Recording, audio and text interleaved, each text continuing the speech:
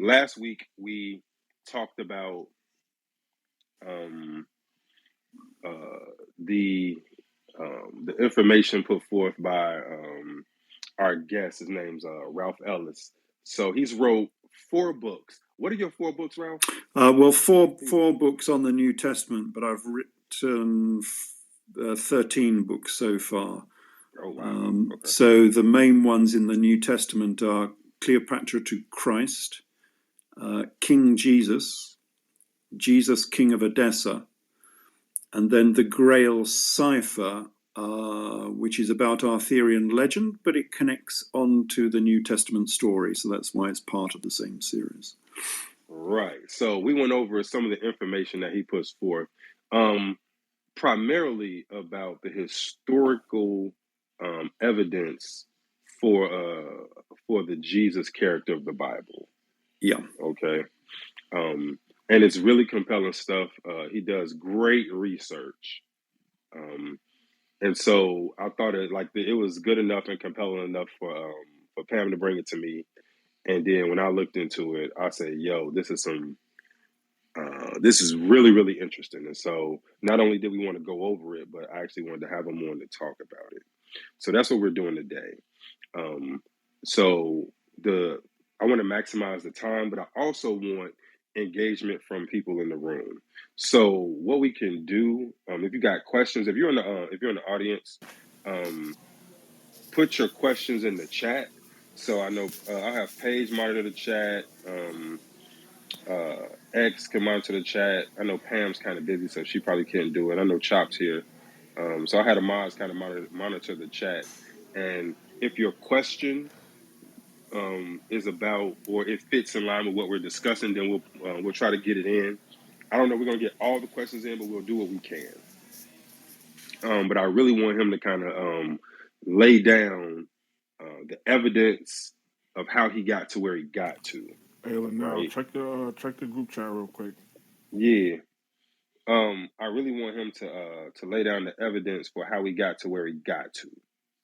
Right. So that's we can all get to his line of thinking, because I think a lot of times, especially around something like this, the first inclination is his conclusion doesn't match up with my conclusion, therefore his conclusion must be wrong.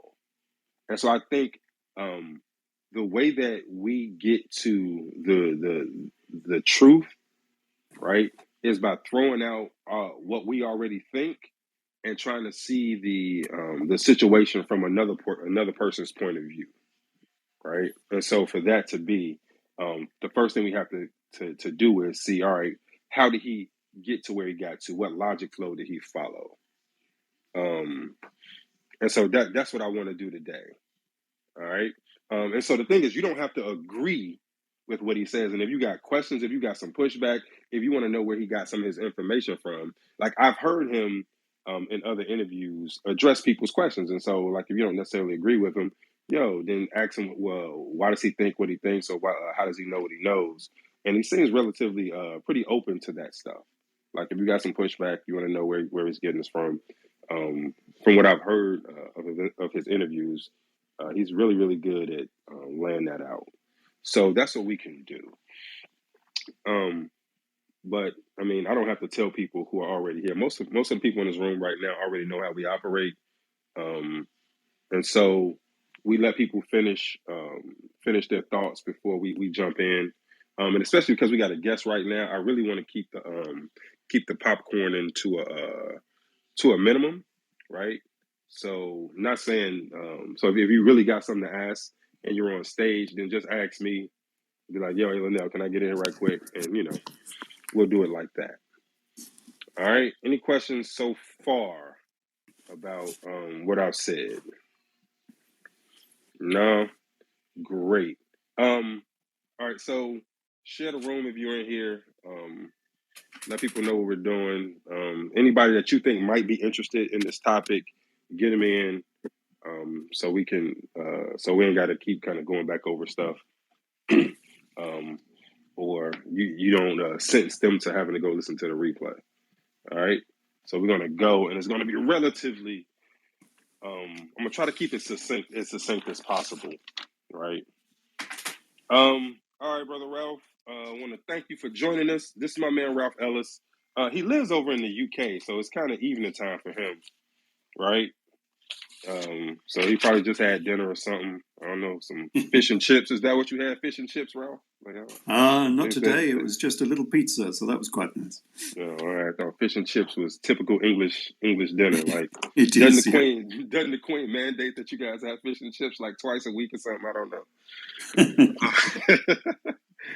All right, cool. So the first question I think that's kind of pertinent, right? Is first of all, what got you into what led you down this path, right? So how did you get into the idea of looking for the historical um, Jesus, like, all right, proving that, all right, yo, he was a person, and this is how we can prove it. How did you get here?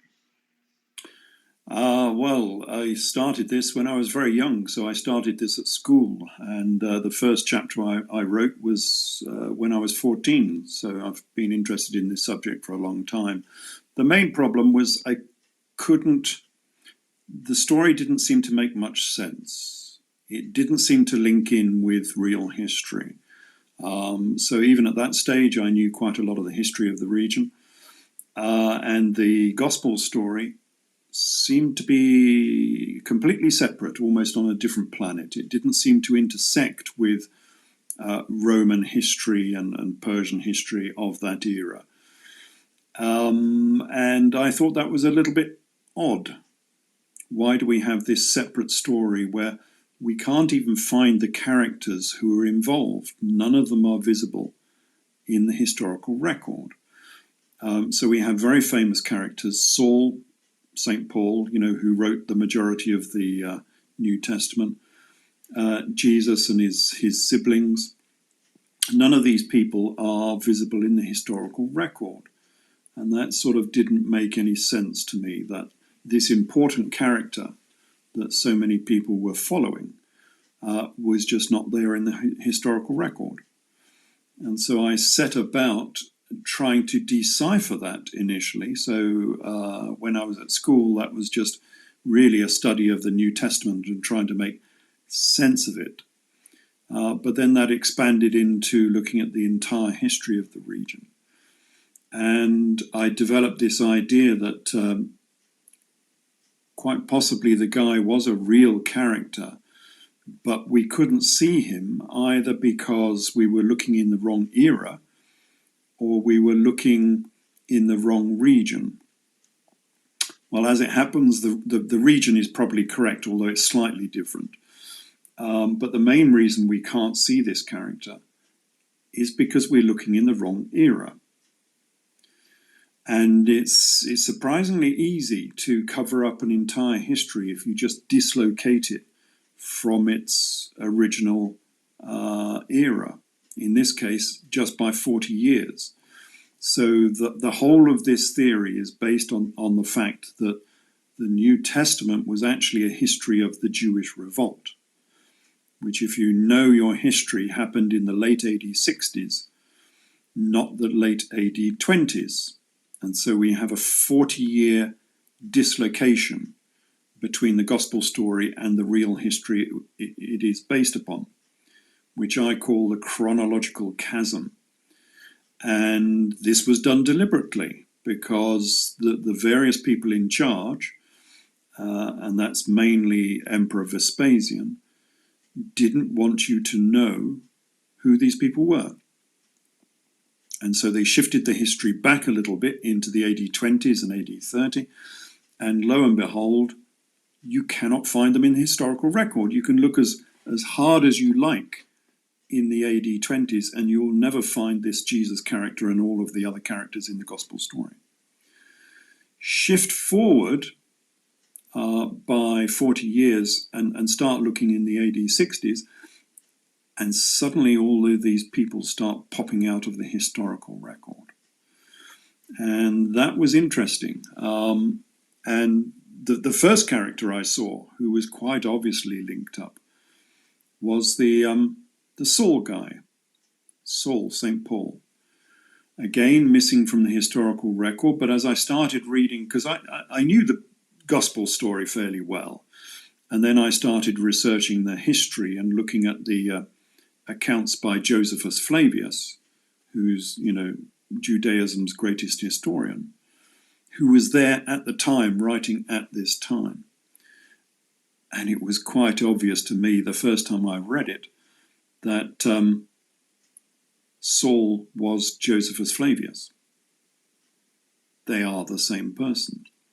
And I came out with a list of about 20 reasons why they were the same person, including them both being on the same shipwreck. You probably know the story of Saul being sent to Rome in about AD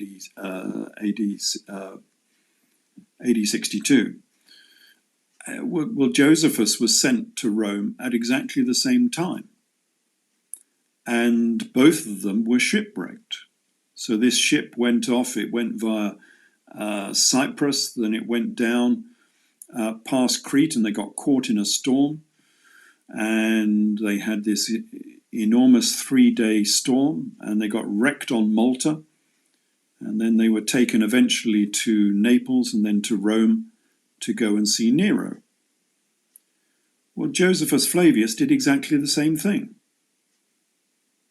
Quite obviously, he was on the same ship. And then you've got to decide, well, are these two very, very similar people on the same ship, or is this the same story about the same character?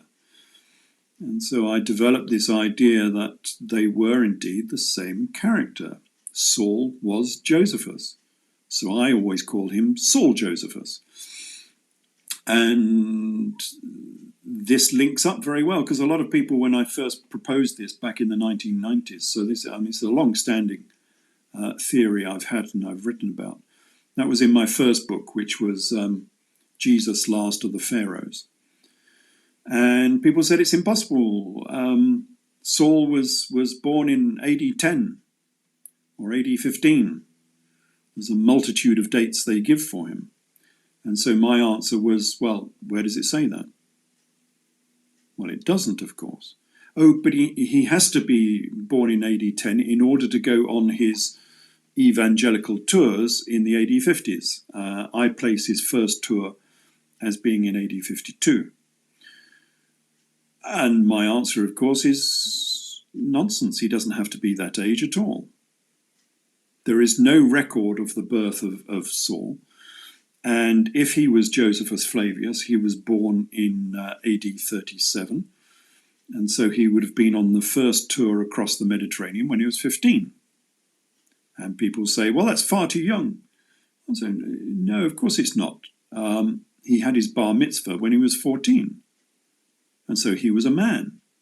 Okay, he was a very young man, but as a Jew past your bar mitzvah, you are a man. You can get married. You can own property. You can lead your life.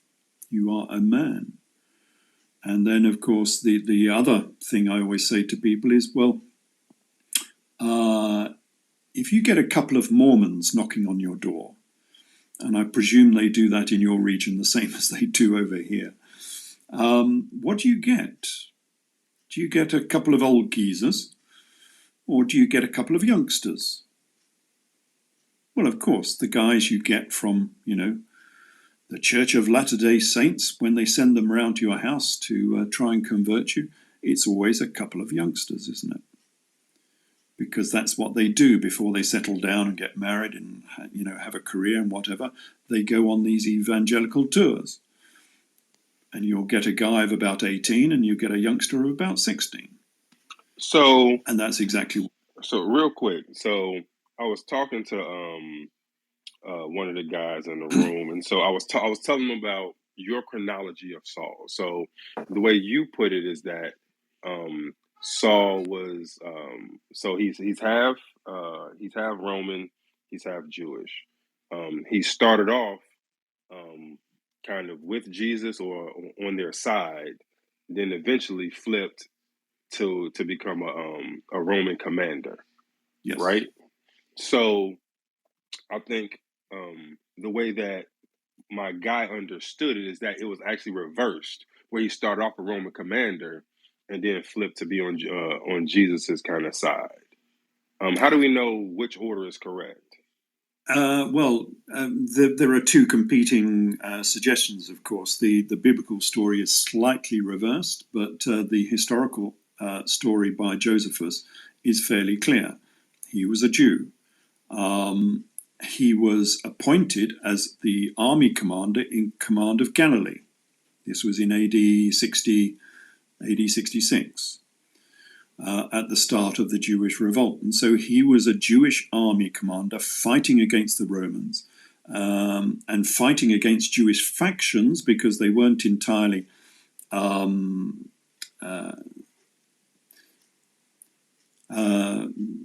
there were various factions fighting in Galilee, so that they weren't exactly all on the same side.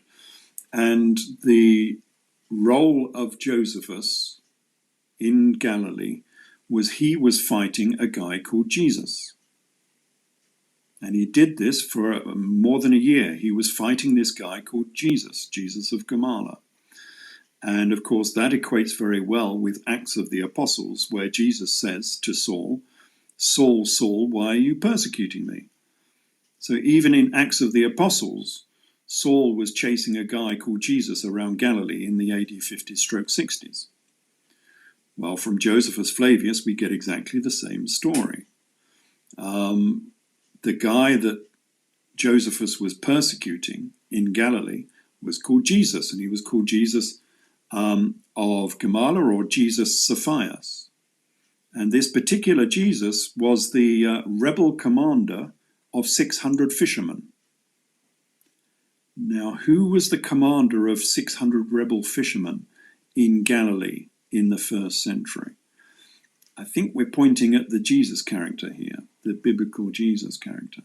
And this is why it all links up, you see. The original story didn't seem to make much sense. And then I propose that Saul is Josephus.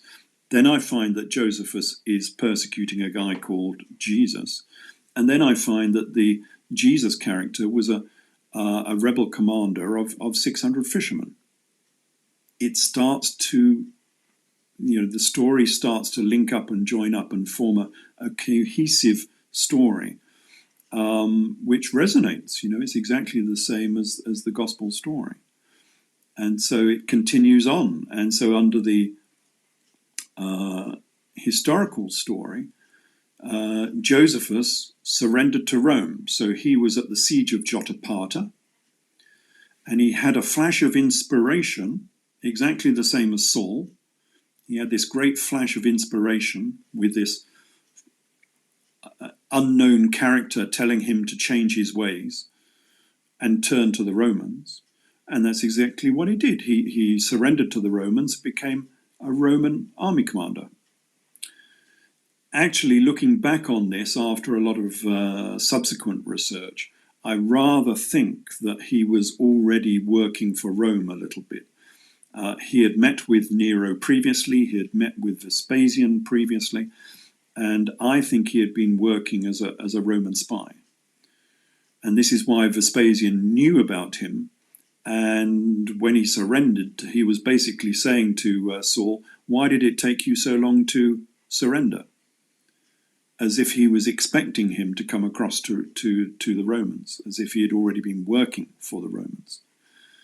And that would suit this character very well, because just like Saul, who was known as the liar, you probably know from the letters and from Acts, he was always accused of lying. And so was Josephus. He was accused of lying all the time. He was always having to defend himself and say, I'm not a liar, because they knew he was unreliable, and he turned out to be a quisling, a turncoat. And he went across to Rome and started working for the Romans.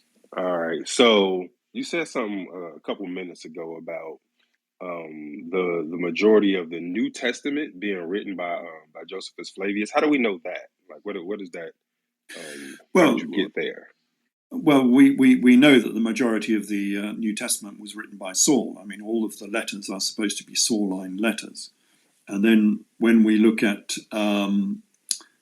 Luke and Acts, it's well known that a lot of material in Luke and Acts comes from Josephus Flavius, who I, of course, link up with Saul. And so therefore we have an awful lot of Saul Josephus material in the New Testament, whether he was the author or the editor. There's an awful lot of material from Saul in the Gospels. That is why, and one of the curious things that I didn't find out about until later, they always say, oh, the Gospels, the events happened in AD 20s, AD 30 with the crucifixion of Jesus. But they weren't written down for 40 years. There was a 40-year period of oral transmission. And I'm thinking, why? That the Jews were consummate chroniclers. They wrote about everything. You've only got to look at the Talmud and the records of Josephus to know that they wrote about everything. So why do we have this strange period of 40 years of oral transmission where nobody could write? Doesn't make any sense. Well, the reason is because a lot of the material in Luke and Acts actually comes from Josephus Flavius. And Josephus Flavius didn't write about it until the early AD 70s. And so they have to say that the Gospels were only written in the AD 70s because a lot of the material comes from Josephus Flavius. And that's a problem. So they have to invent this 40-year period of oral transmission. So what I'm saying instead is that we have this 40-year chronological chasm, and the ministry of Jesus was actually in the AD 60s during the Jewish revolt. Remember that Jesus was a revolutionary who was involved in some sort of revolution. It says so in the Gospel of Matthew. And so therefore, there was no period of oral transmission. It was written immediately after these events. It was written in AD 71 and AD 72, exactly after these events happened. And so we don't need that 40-year oral transmission. Got you. All right, so you're dropping a lot of knowledge, right? And so I think a lot of people, I'm sure they'd be curious to know, when it came to sourcing the information that you're talking about, what were some of the sources that you use as points of kind of congruence, where you're like, yo, this lines up with this, these line up with those? What were some of the sources that you kind of use in order to arrive at these conclusions? Well, this is all from primary sources, so I don't use other people's material. So this comes from the Gospels themselves, and I work with the King James, and then I use the Rotherham and the Derby Bible, and then if necessary I go into the Greek if there's a problem. I use Clark, Adam Clark, who was a theologian who wrote a concordance on the Bible, which is, it's a life's work. He's got a reference and a commentary on every verse in the Bible. That's a whole life's work, that is. And he was really good at this. These Victorian commentators on the Gospels were very, very good. Then I use the Talmud. Talmud is very useful because the Talmud references Jesus on many occasions. Some people, like Professor Richard Carrier, denied this, and then I had to point out to him the various references where the Talmud talks about Jesus. That's useful because it's a completely different source, of course. It's a Jewish source, so it's completely separate from the Gospels, and it confirms a lot of what they were saying. And then I started using the apocryphal Gospels that we have, Doctrine of Addai and all of those texts which are no longer within the Gospel canon, and the Syriac historians. So one of the things I found was Josephus was working for Rome, and so he writes from a Roman perspective, and he was governed by the rules and regulations laid down by Vespasian, Emperor Vespasian. And one of those rules was, thou shalt not mention Edessa or the Edessan royalty. We'll come on to them in a minute. But I think that Edessa was central to the gospel story. I'll tell you why later. But you can do a search through the works of Josephus, and you will never find Edessa or the Edessan monarchy in his books. They've been completely deleted from all of Josephus' works and the Gospels as well, even though they were central to this story. And so you've got to go outside Josephus to find some of this data. And one of the guys I go to was Moses of Corinne. He was a Syriac, an Armenian. So he comes from Mesopotamia. And of course, Mesopotamia was all Christian. All of these lands were Christian before Islam. So all of, Syria, Jordan, Iraq, modern Turkey, all of North Africa, they were all Christian lands. And then they were taken over by Islam, of course, in the 7th century. And so these people, like Moses of Corinne, were trapped behind the Council of Nicaea, the Council of Chalcedon, and then behind the Iron Curtain of Islam. And so whatever they were saying in Catholic Rome, they had no jurisdiction whatsoever upon people like Moses of Corinne. And so they had their own traditions and they were writing their own stories. And some of them are very interesting because they write exactly the same stories as Josephus Flavius, but they don't have his Roman bias, which Josephus has. And they write different things occasionally, and they are very illuminating. And from that, we can make a lot of the deductions which we could not have done were it not for the Syriac historians. All right, cool.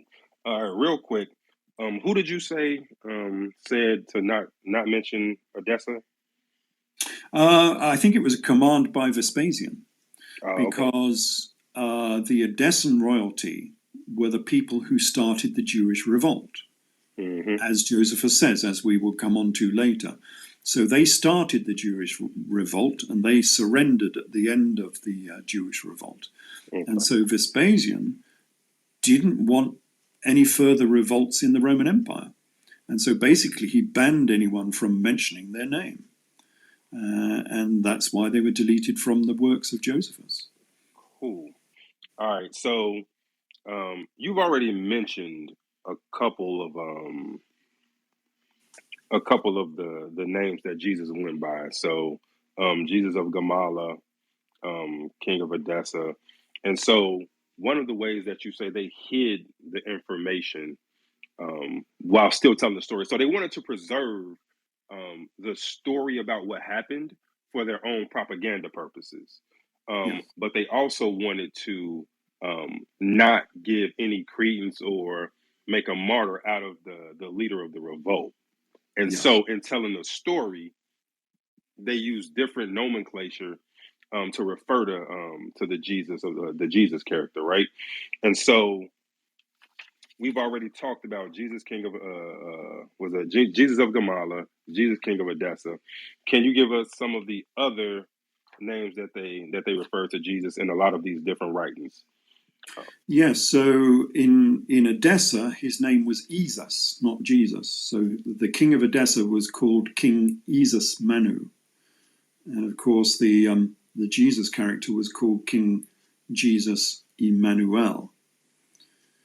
And there's a giveaway for starters, because we get this prophecy at the beginning of the Gospel of Matthew 1:23, I think it is. And he says, "Behold, a virgin will be with child and will bring forth a son, and they will call his name Emmanuel," which is very peculiar because Jesus was never called Emmanuel in all of the Gospels. So, but he was only supposed to be the Messiah because he was called Emmanuel. And he wasn't called Emmanuel. So what's this prophecy all about? Well, it was a little nudge to those in the know, the initiated, the enlightened, who knew something about this story that confirmed who he was, because the king of Edessa was called Manuel. His name was King Isus Manu, the sixth of Edessa. And so this is a little nudge to people who knew this story, that the Jesus character was Manu, Emmanuel. So yeah, that's one of his names. We'll come on to why that should be so later. But the other names they're always called is the locust. So we get this character in the Hukuk mosaic, which has only just been discovered recently, and I like this one. It's a confirmation of all my work over the last 40 years. That just a few years ago they uncovered the Hukuk mosaic, which is in Galilee, and it's another of these zodiacs. So all of these early synagogues had a zodiac on the floor. The primary symbol of Judaism was the zodiac. We'll come on to this in a bit if you want to talk about that. But one of the mosaics there was of a king. And this is a very early mosaic. I mean, this is probably 4th century. It might even be earlier. But we have this Jewish king giving a sacrificial calf to the high priest of Jerusalem. Very odd, because it's not biblical. And all the people on site, on this dig site, including Jody Magnus, she was the lead archaeologist, professor of Judaism, no less. And she said, oh, this must be an image of Alexander the Great, who did meet up with the Judean priesthood. This was in the 3rd century, maybe even 4th century BC. And I looked at this and I thought, well, that's stupid. That's a stupid thing to say, because I already have this guy on the front of my book. So I had written my book about 5 years before this. It was Jesus, King of Edessa. And if you look at the character on the front of my book, that is the character in this mosaic. So I knew exactly who this guy was. And in the Talmud record, he is called Bar Kamsa. And Bar Kamsa in the Talmud gives a sacrificial calf to the high priest of Jerusalem in order to foment the Jewish revolt. We're talking about the Jewish revolt again. And the reason why this would create a revolt is it was a gift from a Gentile, which of course the Jews could not sacrifice because it came from a Gentile. And B, Bar Kamsa cut its lip, and so it wasn't perfect. And so again, they could not sacrifice it, and that was going to upset Nero. That was going to inflame tensions between Judea and Rome, and therefore cause the Jewish revolt, which is exactly what happened. And so here we have another name for this guy, and he was called Bar Kamsa, the son of Kamsa. Why Kamsa? It's because Kamsa means the locust. And forever and a day, all of these people, including the Romans and the Talmud, and even in Acts of the Apostles, they call the Edessan monarchy locusts.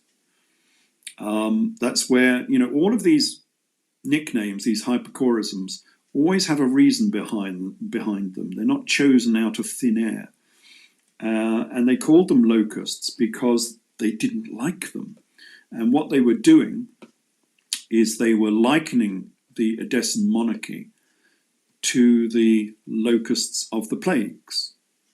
So back in the Old Testament, during the plagues, the locusts came out of the east and they destroyed Egypt, and they sent the Israelites onto an exodus. And what they're saying is that the Edessan monarchy came out of the east. Yes, they did. They came from Parthia. They came from Persia. They settled in Syria, and they destroyed Jerusalem and the temple and sent the Jews on another exodus, which is exactly what happened during the Jewish revolt. And so they called these Edessan monarchs locusts. And locust is Kamsa, Bar Kamsa. And we get the same in Acts of the Apostles, where we have the prophecy by Agabus. You probably remember the prophecy that there was going to be a famine in Jerusalem, which was made by Agabus, and Agabus was up in Antioch. And so famine relief money was sent down from Antioch to Jerusalem. This would have been something like AD 48. But who gave this famine relief money to Jerusalem? Well, we know this from history. It was Queen Helena, the very famous Queen Helena, who was the Queen of the Jews in the AD 50s.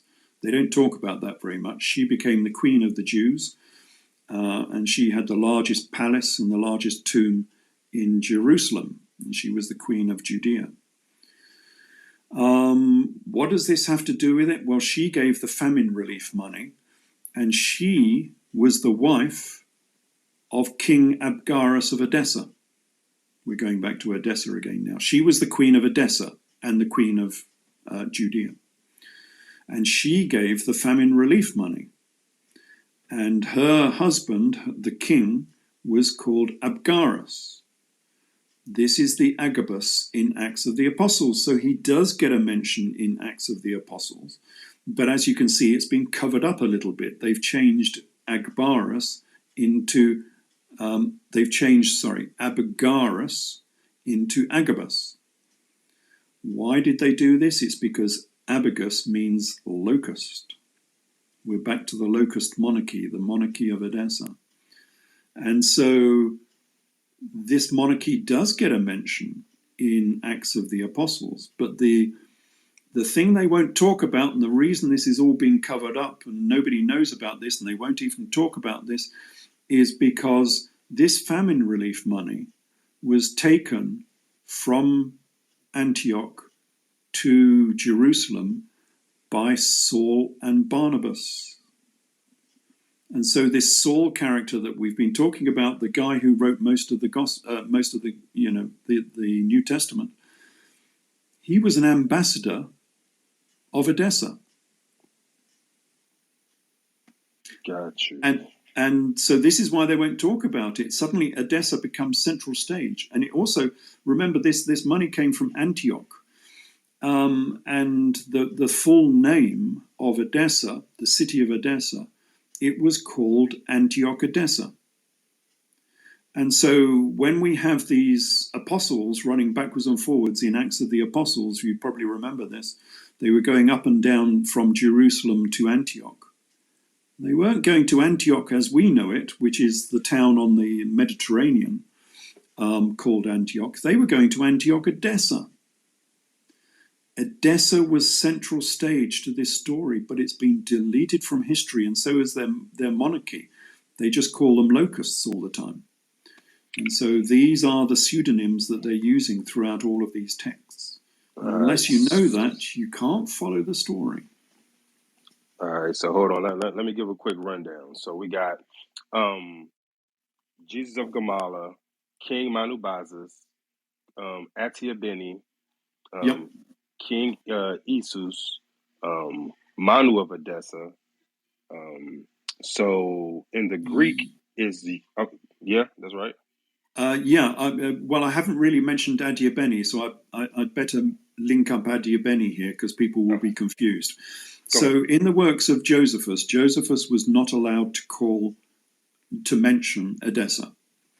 So what he does is he calls this monarchy the Adiabenans, from Adiabeni, which is supposed to be over by Mosul. It's Arbela, they call it, over by Mosul. So it's a long way down into Iraq. And he mentions them quite a lot. And these are the people he blames for the Jewish revolt, for starting the Jewish revolt. But of course, Adiabeni doesn't exist. There is no archaeological evidence whatsoever for Adiabeni. And of course, I was scratching my head about this because if you read any reference book on these topics, they just mention Adiabeni, Mosul. That's all there is. Don't think about anything else. And so I didn't know anything about the Syriacs, and then I started reading the Syriac historians. And of course, that they say, and the famous queen of Adiabeni was Queen Helena of Adiabeni. And the kings were King, as you just said, Monobazus and Isates or Isis. But then the Syriac historians, they come along and they said that Queen Helena of Adiabeni was married to King Abgarus of Edessa. Okay, we have a royal link here.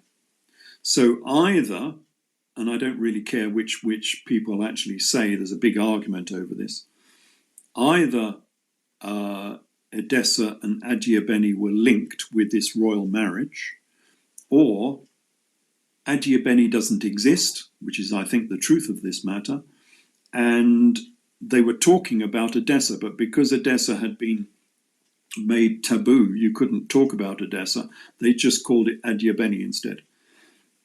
And so that's just another nickname. And so we get names from Josephus now talking about Adiabeni, which obviously refers to the Edessan monarchy. And he calls them things like Monobazus. And for some reason, I don't know why any of the established historians have ever twigged what this name means, because it's pretty obvious. You have to remember that all of this region, all of Parthia they called it at the time, or Persia, spoke Greek. But it was a bit of a Greek with an accent, because of course they didn't speak Greek very well.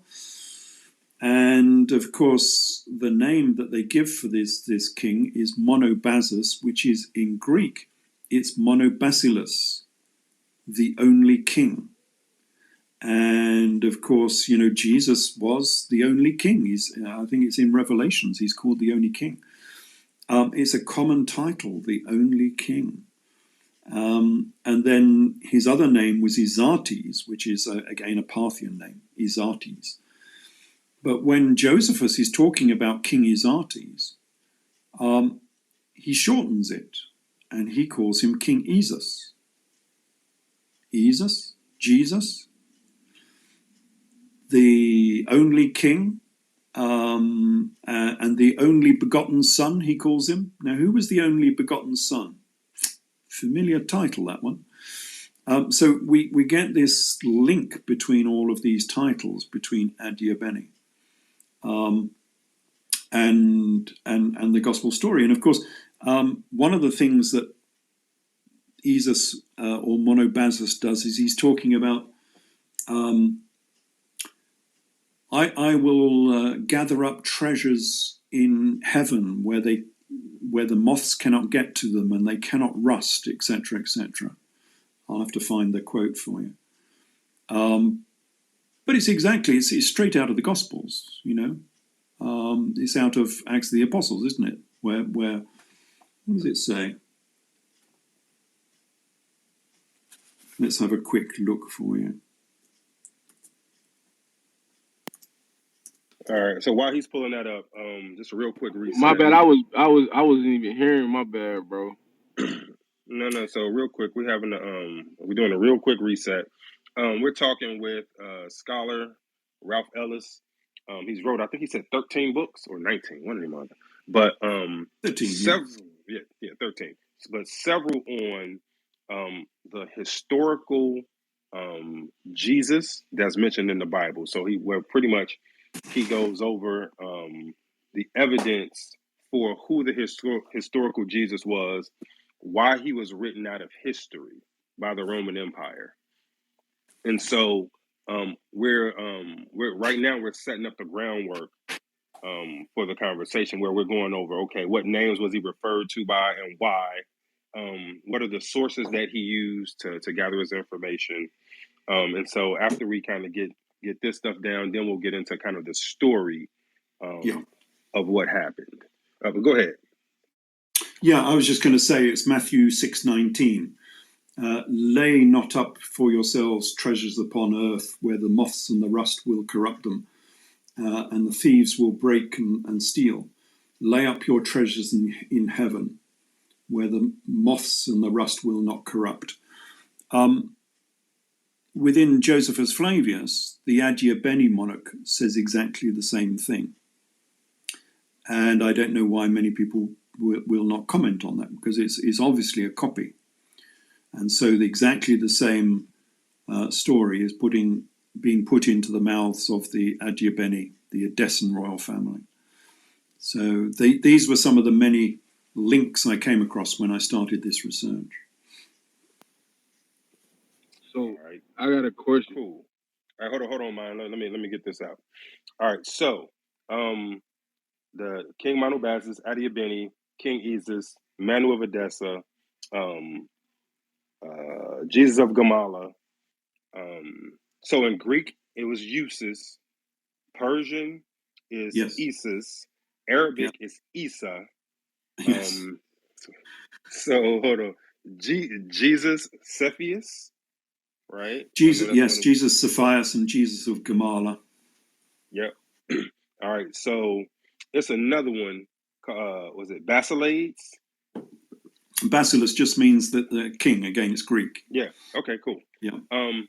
So now let's talk about one that he didn't go by, and this one we always hear. Right. I've heard this one since I was a kid. Yeshua. How do we get to Yeshua from Yeah. Usus or Isis? I don't think we ever did get to Yeshua. You see, the problem was when this was codified as a gospel story, they made the assumption that this guy must be Jewish, which he wasn't directly Jewish. They were proselyte Jews, of course. The Adiabeni Edessan royal family were converts, they were proselytes. Queen Helena, this is according to the Talmud, Queen Helena of Edessa converted to Judaism in the AD 50s. And she went through 7 years of initiation to become a Nazarene Jew, the same sect as Jesus. And who else was there? Was it? It was Paul was a Nazarene. So Matthew 2:23 for Jesus when he's called a Nazarene, and Acts 24:5 for Saul when he's called a pestilent fellow of the sect of the Nazarene. So we know it was a religious sect. And this is confirmed in the Talmud, where Queen Helena of Edessa goes through 7 years of initiation to become a Nazarene. So these were new Jews. They weren't necessarily hereditary Jews, and so they didn't necessarily have a Jewish name. And so when they came across this name, they were thinking, well, what Jewish name is this name? And they linked it up with Yeshua. And I don't think it was related to Yeshua at all. They were just trying to find a Judaic name that sounded the same. Isis is a Persian name. Right. Hey, Ralph. Hey, mine. Hold on real quick. Hold on real quick. Ayla, now you want to do questions, with each topic so that people don't forget their train of thought, or you want to do Yeah. So questions? no. So the thing is, hey, mine. I'm coming to you right after he gets done, bro. I'm coming to you. So Yeah, hold on hey, a second. mine. Just All right. just write it down because I want to hear y'all two how to discourse, but just remember what I told you in the back channel, bro. Yeah. All right. Cool. Go ahead and finish, Ralph. Yeah, that's about it, really. Okay. It's Cool. just the So name was not Jewish. yeah. So the Joshua or Yeshua has no correlation to Usus or Isis in the Greek or the Persian, right? No. So I think that's what I was kind of getting to, the fact that they mistranslated something. So it's something else I want to get to the mistranslation though. But first, hey, mine, what's your question, bro? My question to him is that, like, because the Talmud is actually not something that's like what you would call truth. It's literally like speculation and things like that. And like the concept of what he's bringing is like it's kind of like he's ignoring the fact that whether like we in the Bible it shows you like Jesus said, "I come in my Father's name, and ye receive me not." And Jesus is not the only person who came in that name. And even at the time in Luke 9:49, when the disciples came to Jesus and said there was somebody else that was casting out demons and stuff like that in the same nature, character, and authority that Jesus came in, and that person was not Jesus.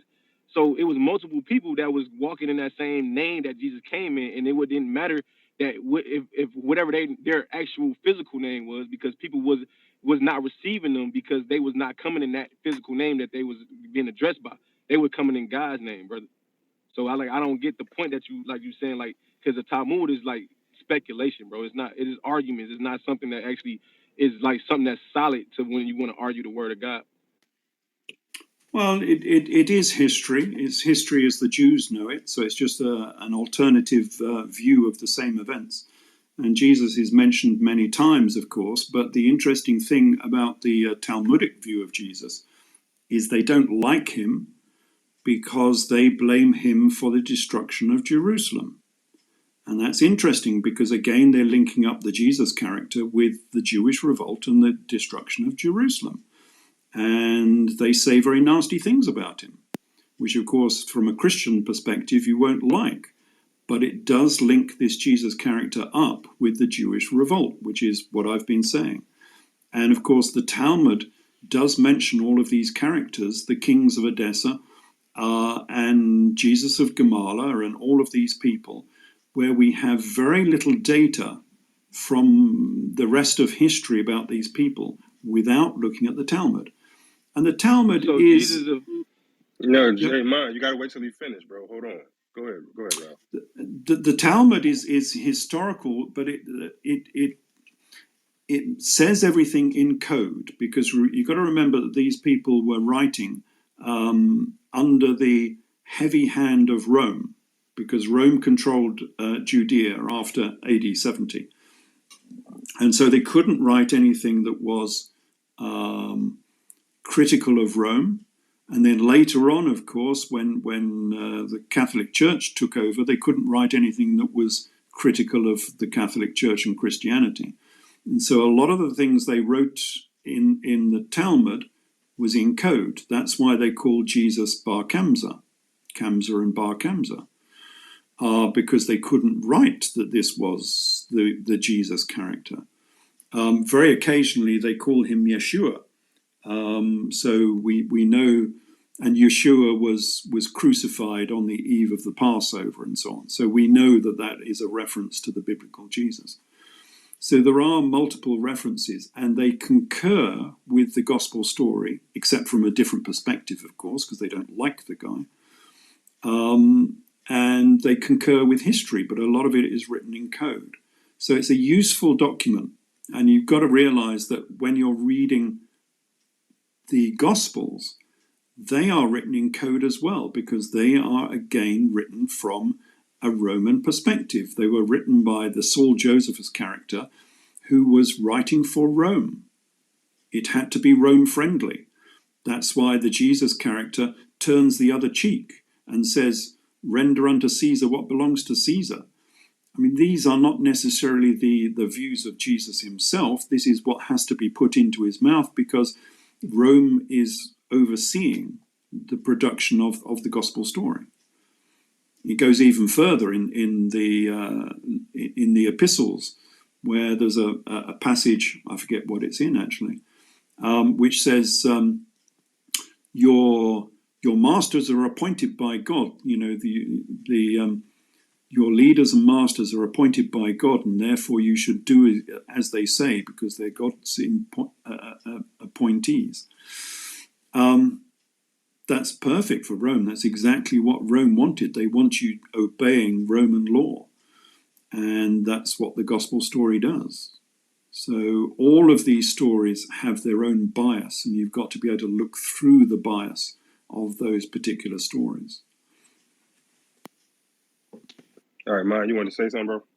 Yeah, bro. Because what it sounds like is that, because like I said, I mean, you can like say that the Talmud is like, you know, relevant, and that's fine. But when if it's relevant, it's actually contradicting the actual concepts that really matter in the Bible, which is the truth of the matter is Jesus being called Jesus never mattered, because in Acts 4 and 12 it says by only one name is salvation given. Are you trying to tell me that name is Jesus? Well, it doesn't No. matter what he's called, does it? I mean, from a historical perspective, it doesn't matter the name. What matters is the character and what he did and where he came from. You know, the name is Well, no. irrelevant. So what about Acts Yeah. 4 and 12? No. Hey, hold on, mate. Mine. Wow. Hold on, bro.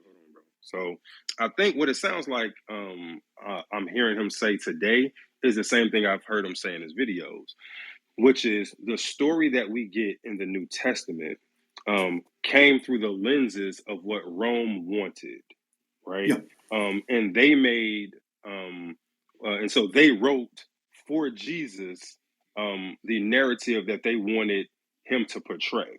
Is not necessarily who he was as a person in real life, because in real life he led a revolt, right, against where he fought Vespasian, who eventually became the Roman emperor. However, when they went back and wrote the history of who he was, they put they Martin Luther Kingdom, and this is kind of how I look at it, right? So when you look at the message that Martin Luther King is associated with today, it's a far cry from what he was saying at the time of his death, right? So they sanitized his message and made it friendly to the establishment, the same way that they do with Martin Luther King today, right? They literally Martin Luther King to Jesus, Yeah, right? And yeah. so that's what I'm hearing. It really strongly matters who was writing the history, because you can have two people writing the same story and come out with completely different interpretations. Well, as So are you're you saying telling there, me, bro? Hey, hold on, wait, hey, man, you got to chill. Yeah, go you ahead, go will ahead. see the same today all the time between CNN and Fox. You know, you can watch the same story on CNN and then tune into Fox for the same story, and they will have a completely different take on the same story. And that's what we're getting in these manuscripts. Everybody is writing from their own little bias and perspective, and you've got to read between the lines to see what the truth is between these two or three different records that you've got. You know, going between Josephus, going between the Talmud, and then to the Gospels. And finally, somewhere between all of those three different stories, you might get the truth of the story. All right, cool. Thanks, Ralph. Hey, Dad, you said you had a question, bro? Yeah, so my question for Ralph, and like I said, I understand most of what he's saying anyway if you see me in the chat. So Ralph, so basically Ralph, let me ask you, are you saying that, and this is what I'm thinking you're saying, but I want to just confirm it. Basically you're saying that the Messiah exists, right? But the Jesus version with the multiple Jesus doesn't exist. Is that what you're saying? Well, Messiah is not a relevant title. It just means king. I know. Christ. I know you were going to say that, but what I'm saying though, yeah. Are you saying though that the version of Jesus, right? Basic with the sanitizing and all that. You're saying that the version of Jesus that is presented doesn't exist, but the Son of Man or the Son of the Almighty exists. Is that what you're saying? I just need a confirmation or not. Just a straight answer. No, all I'm looking at is the history. So from my work, I've proved to my own satisfaction that the character himself, the king, existed. He's a real person. Now, whatever sort of religious context you want to build upon, that is up to you. I'm not looking at the theology or the spiritual side of this story. I'm just looking at the history. And I have proven to my own satisfaction and to many people's satisfaction that this guy really existed. And everything he did within the gospel story is more or less true, except that it all happened 40 years later. Now, if you want to spiritualize that and say that this guy was a great religious leader, well, that's another topic entirely. I don't deal with that. But the character himself, yeah, he was real. There was a real Jesus character. Fair enough answer. All right, so real quick, while we're on translations, and before we get to kind of the genealogy of the Jesus character, can you give us how the carpenter narrative came about? So we always talk about Jesus the carpenter and all of that stuff. So while we're dealing with translations, Are you sure you want to go there? Yeah. Come on, we got to deal with this right quick. So can you give us how the Jesus became a carpenter thing?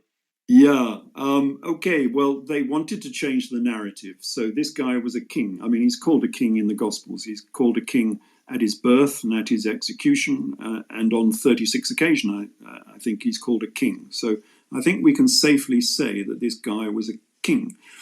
So why did they call him a carpenter? Well, it's a mistranslation as ever, because they wanted to cast this guy as being a pauper prince of peace instead of a warrior king. They're changing the story. Same character, same events, but they're changing the story and the perspective that you can see of that story. And so they don't, he's never called a carpenter in the Greek. In the original Gospels, he's called a tecton. And a tecton is not a carpenter. It's a architect. You can still hear it in the English. But also in the Greek, of course, it means a Freemason. And so in reality, Jesus was a Freemason of the Judean Lodge. He was the Grand Master of the Judean Lodge. And that is why, that's why you get all these building terminology within the Gospels, that Jesus was the cornerstone. Peter was Simon was Peter, the stone. But that's also why the raising of Lazarus is a third degree initiation. It's exactly the same as you get today within Masonry. So Lazarus dies, he's in his tomb for 3 days, perhaps 4 days. And he comes out of the tomb when he's raised from the dead. He comes out hoodwinked, exactly the same as in Masonry today. So that is a third degree initiation, exactly the same as in Masonry, where in the third degree, you become, as a character, you become Hiram Abiff from the Old Testament, from the United Monarchy. Hiram Abiff was the architect of King Solomon. And you become Hiram Abiff, and you are killed by the 3 Jewes. And you die, and you are put into a tomb of some nature, or a sarcophagus. So you undergo a symbolic death. And then they find you, and you are raised from the dead by the lion's grip, and you come back to life again. It's exactly the same as the raising of Lazarus. And so it's quite obvious that Masonry has a very long past, of course. It doesn't just start with, Grand Lodge in London in 1717. It goes back all the way to the Knights Templar. It goes all the way back to the 1st century. And the story that this is based on is the building of the Temple of Solomon. That's 950 or 1000 BC. It's a very old story that goes back a long way. And it's quite clear that the Jesus character was following that same old initiation process, exactly the same as you do today. All right, cool. So now we got Jesus, the King, and the Mason. All right. Yeah. Jesus the Mason. All right, cool. Yes. All right, so let's dig into the lineage. So in order to be a king, you have to come from some sort of royal lineage. And so we're saying that, hey, Jesus was either you got to come from a royal lineage or you got to conquer a place. And so let's talk about how Jesus became the king of the place that was written out of history called Edessa. All right, so can we start back as far as you can go? Yes. Give us his lineage. Okay, go ahead. Well, this is all based on the Hyksos lineage that came out of Egypt. So there was a group of, I won't go through all of that in a lot of detail, but there was a group of people in Egypt known as the Hyksos, the shepherd kings. And I say, and Josephus Flavius says as well, this comes from Josephus himself, that the Hyksos Egyptians were the Israelites. They are the same people. And they go on an exodus in exactly the same fashion as the Israelites do. It's an identical story. And so these people were dominant in Egypt over many centuries, because the Hyksos exodus is like 1600 BC. It's going back a long time. And we arrive through, and I go through all of this in my Eden in Egypt and Tempest and Exodus, my books. And we arrive in the 1st century BC with Queen Cleopatra. Now, she is a Ptolemaic, so she's partly Greek, but they married into the Egyptian royal line, so she's half Greek, half Egyptian. And so they are conquered by the Romans, by Julius Caesar. And Julius Caesar and Cleopatra strike up a relationship. So they're almost sort of like man and wife. And then Julius Caesar is killed in the Ides of March, 43 BC. And Cleopatra runs away. She was in Rome at the time, at his estate. And she runs back to Egypt immediately. And Cicero is upset by this because he thinks that Queen Cleopatra was pregnant. And he's worried by this because he doesn't want a scion of Caesar, an heir to Caesar, to make a claim to the emperor of Rome. And a few months later, he's happy because that problem goes away. And so you can speculate that either that Cleopatra had a miscarriage or the child was a girl, because a girl could not become the emperor of Rome. And so we have this mystery child of Cleopatra that we know nothing really much about. She's alluded to as being on Cyprus at one point. So Cleopatra had 4 children. She had Caesarion, who for some reason Caesar never acknowledged as his heir, so we don't know why that was. And anyway, Caesarion disappears. She had Selene and Helios by Mark Antony. This was later. And then we have this mystery child who we don't hear much about. Until 20 years later, and we have a new emperor. Now it's the emperor is Octavian. This is about 20 BC. And Octavian has to sort out his borders. And to the king of North Africa, Mauritania they used to call it, he's called Yuba II. Octavian gives him Cleopatra Selene, the daughter of Cleopatra. And so this guy, although he's only a minor monarch, he gets a very high prize, a daughter of Queen Cleopatra, who's like a goddess incarnate herself. And then Octavian goes to his eastern borders, and he wants to do something very special for the king of Parthia, because Rome had already lost several legions fighting the Parthians. They were the nemesis of Rome. Rome could never defeat Parthia. And so he wants to give the king of Parthia, who is Phraates IV, a special present. And so he gives him a courtesan, a prostitute, called Thea Musa Aurania.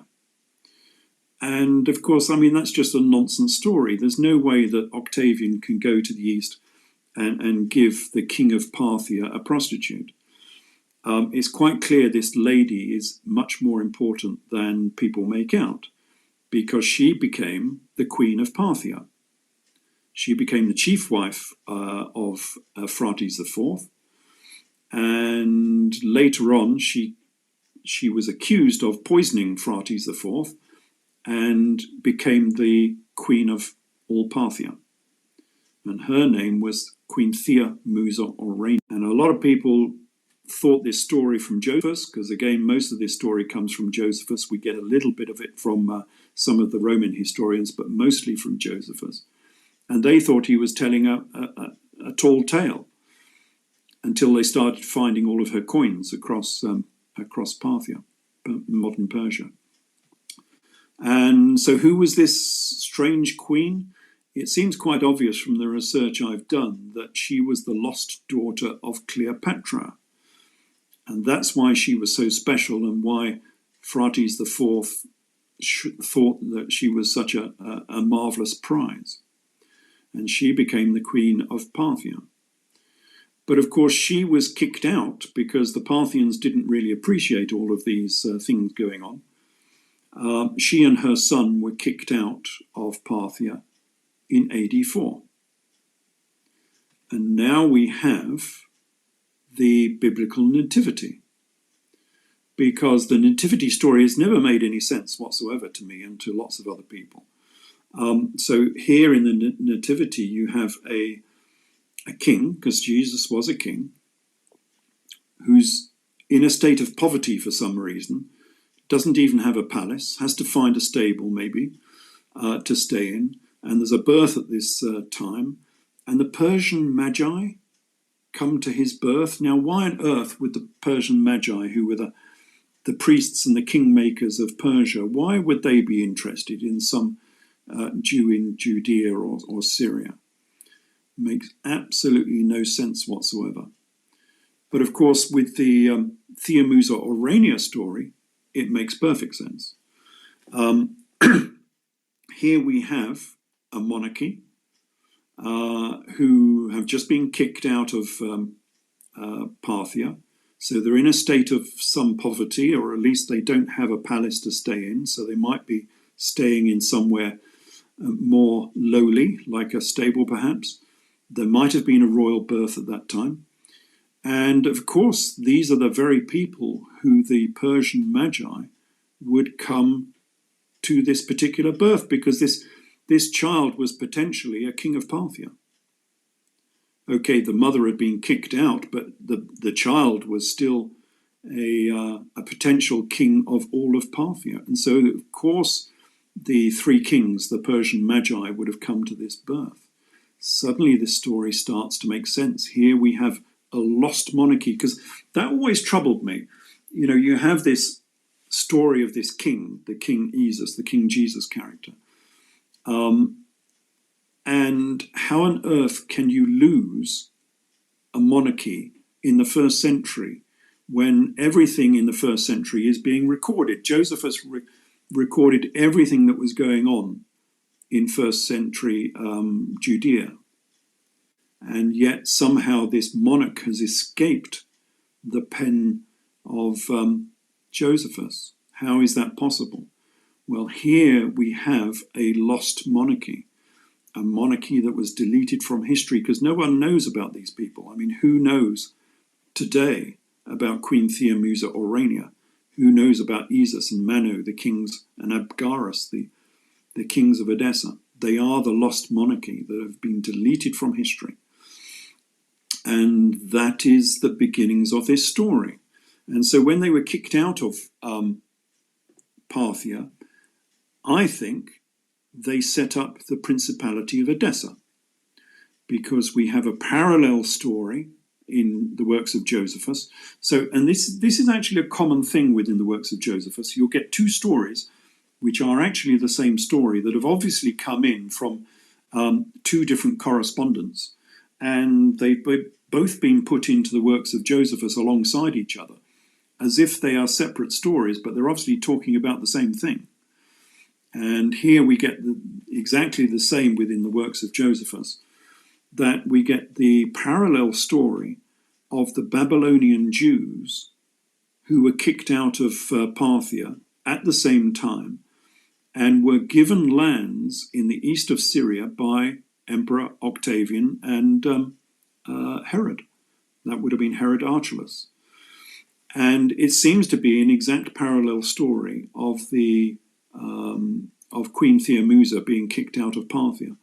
And they came out of Parthia not in a total state of poverty. They came out with 200 courtiers and 600 cavalry. And I think they possibly came out of Parthia with half of the Persian treasury at the same time, because Edessa suddenly became very, very wealthy. And they had this strip of land, they were given this strip of land on the east of Syria and Judea to be a buffer state between Rome and Parthia. Because Rome and Parthia had had all of these wars between each other. They wanted separation, and a good way of achieving this was to have this buffer state between the two empires. It's a bit like Ukraine, you know, being a buffer state between Russia and Europe, or you might say, between Russia and America. And they wanted this buffer state as this neutral state between these two empires to try and stop the friction between these two empires. And that's what they were instructed to do, and that's what they did. And they were given these lands tax-free by Emperor Octavian if they could act as a neutral state between Parthia and Rome. And that was the founding of Edessa. Edessa, if people don't know it, it's north of Aleppo in Syria. So you go up north of Aleppo and you come in to modern Turkey. It was originally part of Syria. And it's called Sanliurfa. And it's sort of north of Damascus, north of Aleppo. So it's within Mesopotamia. It's between the Tigris and the Euphrates. And that's why within the works of Josephus, he always calls them the Babylonian Jews beyond the Euphrates, because Edessa was beyond the Euphrates. And they were Jews, of course, because Queen Helena became a Jew in the AD 40s and 50s. And so they were indeed Jews. And we have these continual commentary from at least three perspectives of apostles going upwards, up and down between Jerusalem and Antioch Edessa, trying to convert the monarchy into Judaism. So we get this story from Josephus. He tells this story. We have the same story from the Doctrine of Addai, which is an apocryphal gospel, and they tell the same story about people going to and from Jerusalem and writing letters to Jesus and getting replies. And we get the same story from Acts of the Apostles as well, with the apostles going up to what they call Antioch Edessa, and trying to convert the people of Antioch into Judaism. And there's this big argument as to whether they should be circumcised or not circumcised. Of course, the Saul character is saying, no, you don't have to be circumcised. And the other people like Peter and James are saying, yes, you do have to be circumcised. This is a story about these people going up and down towards Edessa. That's what this story is all about. And so Edessa, just to finish this very quickly, Edessa became this state which was a long strip of land from Edessa all the way down to Palmyra and probably down as far as Damascus. So Palmyra is the rose, not the rose red city. What do they call it? The city in the desert, in the Syrian desert to the east of Damascus, which became one of the richest cities in the empire. And that was the strip of land that they ruled over. So that's the Edessa. All right, cool. All right, cool. So we just went from Cleopatra to Queen Theomusa, which is her daughter. Yes. Right, and Queen Theomusa had a daughter, Queen Helena. Yeah. And Queen Helena gave birth to Jesus. That's correct. Right? So the Mary character, and again we've got some pseudonyms here. The Mary character would have been Queen Helena, who was the Queen of the Jews. That's why her son became the King of the Jews, because she already had that title. She was the Queen of the Jews. And the Mary name comes from the Syriac, and in the Syriac it means bishop, basically. So this was her religious title, that she was a bishop. I was talking to somebody yesterday, and they were talking about all the Marys that were in the Bible, and then I had to reference. I said, you know what?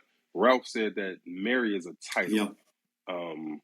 Yeah. Kind of like the Christ. The Christ is a title, it's not a name. So a lot of times I think when we have these discussions, because we're so far removed from that time period, we don't have context for the names that we're given. So we were growing up with Virgin Mary and Queen Mary and all this other stuff.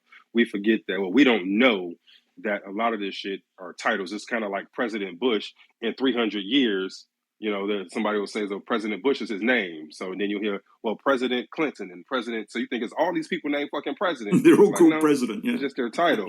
Right. So it's a bunch of presidents back then, man. Dude, it's a popular name. Right? Like, no. Well, everybody named President must have been really great, right? No, it's just their name. So Mary is a title, is not a Yeah, name. yeah. Got you. All right, cool. Which is why there were so many Marys around Jesus. So you had Mary Magdalene, you had his mother Mary, then you had his aunt Mary. So Yes. if all of these women were bishops in the I church, think then there that were would make 5 of sense. them at the crucifixion. I think there were 5 Marys knocking around the crucifixion. Right. It's Mary like, yo, that was a Clopas. really popular name back in that time. God damn. Okay, got you. So it's just a title. Cool. So let's see. So we got we went through the lineage. So and then actually I think Pam had pulled this up. So when we were first kind of doing the deep dive on a lot of the information that you were talking, Pam actually brought up, I think she had Googled Queen Helena, and it said also known as the Virgin Mary. Yes. Yeah, I was like, hey, yo. So you Google Queen Helena, it pops up as that she's the Virgin Mary. I thought that was super hilarious. All right. So it's two things that we got to get into. So um, that I think are super, super important. Oh, here, even before we get into that, let's talk about. So you addressed him raising Lazarus, right, as being a Masonic ritual. So we've talked about some of his names. So I don't think so. We didn't get into the Son of God thing, where pretty much all monarchs call themselves like the son of a god or something Yes. like that. It's just something that they do. Um, all of them claim to be descended from the gods. So the whole Son of God thing is something typical of royalty. Yes. Um, so it's a couple things I want to get into. So one, I want to get into the I want to get into Christianity being the religion of Saul, not Ah, yes. Jesus, right? And then so it's the other thing, and then I want to get into the reason for the reason for the rebellion. So if Jesus was the king of Edessa who led a revolt against Rome, I want to get into that too, right? So Mm. it's two huge things I want to get Oh, into. So I want you to know what's and coming. Mary All right. Magdalene, that's the third one. So we got to discuss her as well. Yeah. So I want to get into those two huge things, but right quick, I want you to talk about turning water into wine before we get into those Oh, two. yes, the miracles. Yeah, the miracles. Yes. Well, as usual, I have a very prosaic view of the miracles because I'm not a very spiritual person myself, so I try and look for the real history. And this one amazed me because you don't know about this. I didn't know about this. I'm researching, and I think I know quite a lot about the New Testament and the history of the region. And nobody had ever told me about Hero of Alexandria.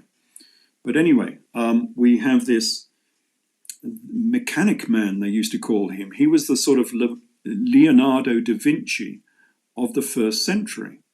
And he was in Alexandria, just down the road from Judea. And he made all sorts of fantastic machines. He made a milometer. He made water pumps, which, people didn't have water pumps in those days. He made little metallic birds that sang. So they were singing little birds. He made automatic doors, all sorts of mechanical devices. But one of the things he liked doing the most was making trick jugs to turn water into wine.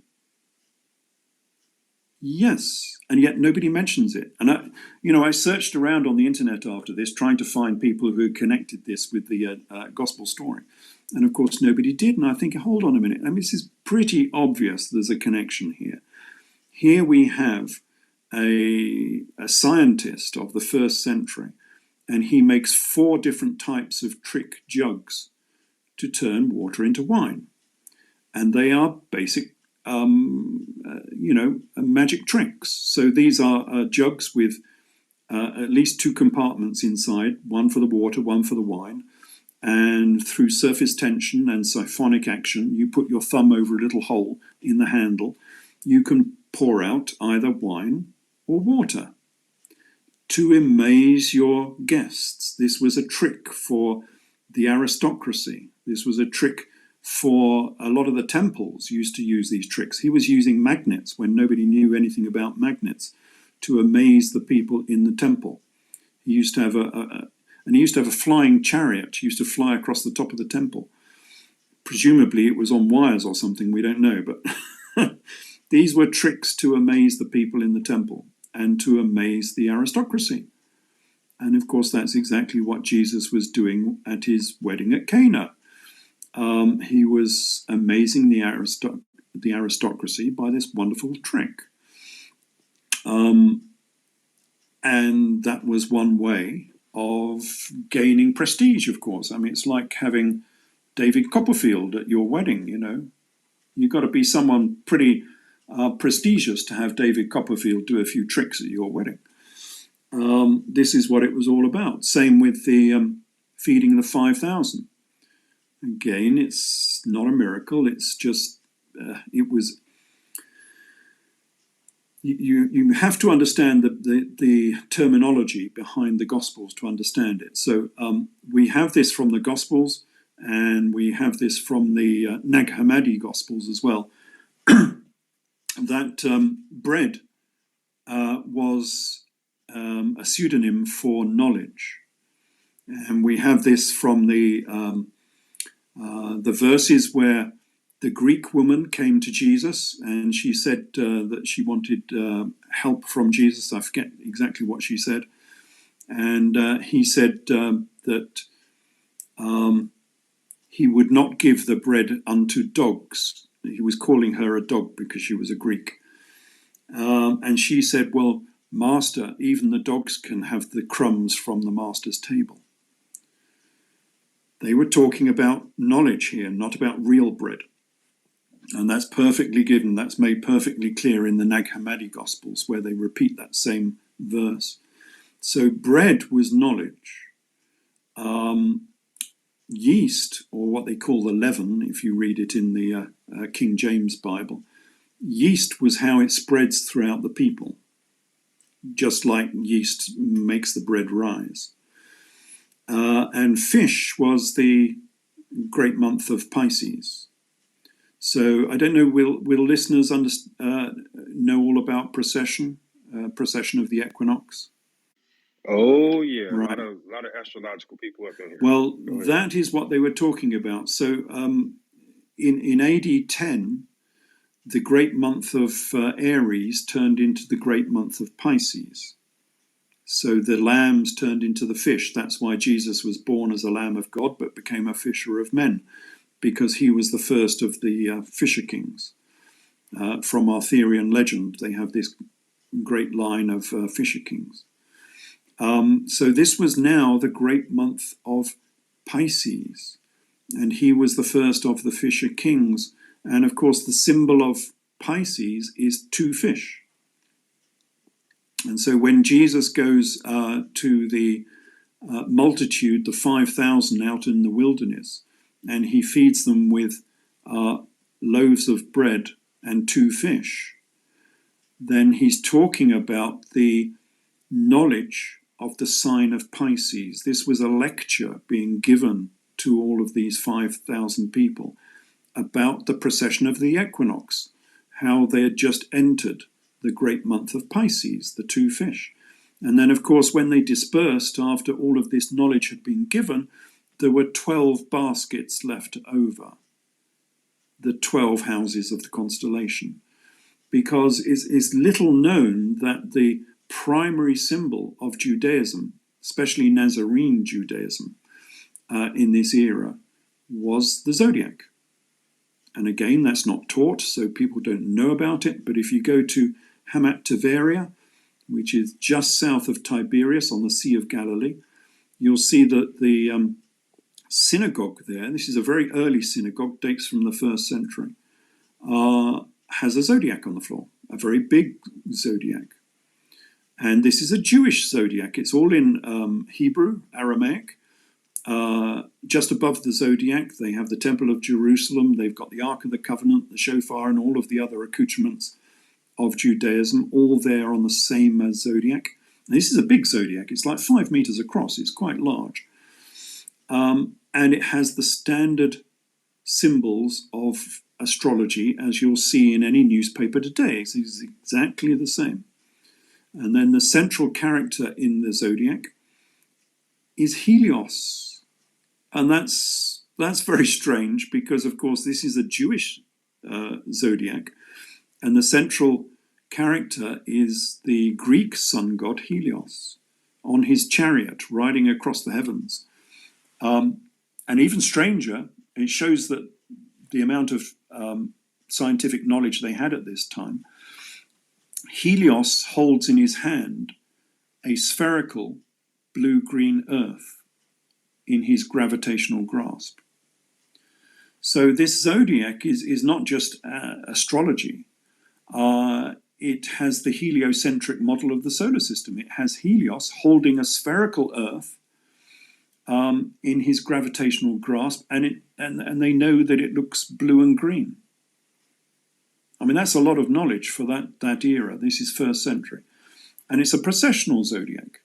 The head of Helios points at the change between Aries and Pisces.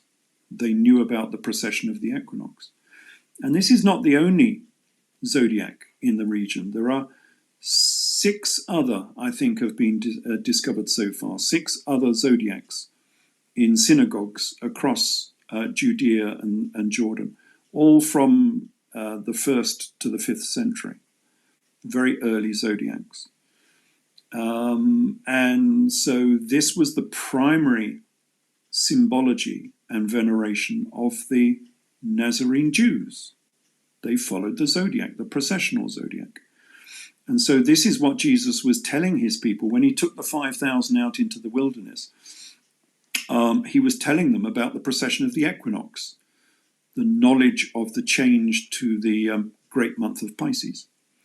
And also, this was 5,000 people out in the wilderness, which he divided up into hundreds and fifties. It was a legion. This is what a legion was made of. Of course, he was basing his army. Okay, we're now coming into Jesus as being a warrior monarch because he was the king of Edessa. He was raising a legion, 5,000 people, divided into 50s and hundreds. And of course, after he has this meeting out in the wilderness with his 5,000, he says, "Take up your cross and follow me." And you've got to wonder what on earth that's all about, because people cover this up. But how can the cross be a symbol of Jesus and Christianity before Jesus was crucified? Makes no sense, does it? And this is the trouble with the original story. If you read it critically, none of it makes any sense. But if you turn it into an Edessan story and a fight against Rome, and we'll come on to that, you were just talking about this in a minute, this was standard Roman terminology. Not a centurion, but an army commander in charge of a legion would say to his legion, "Take up your cross and follow me." Because all of the legionnaires held their equipment on a cross. So they had a wooden cross, and from the cross you could put, because it's like a person, it's got arms and a body, you can put your armor on the cross, and all of your other equipment, your swords and your, whatever food and everything you need, and your tent and your sleeping bag, however you're going to live while you're marching, all is tied onto this cross. And so the legionnaires, they take up their cross. Makes no sense in the standard interpretation, but it makes every sense in terms of a revolution. All right, well, since we're already here, I was trying to figure out which way we're going to go. Whether we're going to go to the revolution or we're going to go to the Christianity. Yes. Let's go to the revolution. Yeah. All right, we're already here. While we're here, yes. All right. Why is this? While we're here. Yeah. Why is this a revolution? Well, again, it doesn't make much sense in the standard interpretation, because Jesus is supposed to be a pauper Prince of Peace. Why is he involved in a revolution? And of course, he was involved in a revolution, because we get this from where is it? Matthew 15:7, is it? There was one named Barabbas, which lay bound with them, who had made insurrection with him, with Jesus, who had committed murder in the insurrection, in the revolution. So what revolution was this? Well, the AD 30s weren't known for their great revolutions, but the AD 60s certainly were. And we know this was the AD 60s, just as a quick diversion here, because Jesus talks about the AD 60s all the time. So he talks about Jerusalem being surrounded by a wall and a trench. That is a description of the siege of Jerusalem in AD 68. How did that get into the gospel story? Jesus talks about Zacharias Baruch, the death of Zacharias, which was a very famous death in a particular location between the altar and the temple. And Jesus talks about this death, but we know when it happened because Josephus Flavius tells us so. It happened in AD 68 during the Jewish revolt. Again, we're talking about the AD 60s here.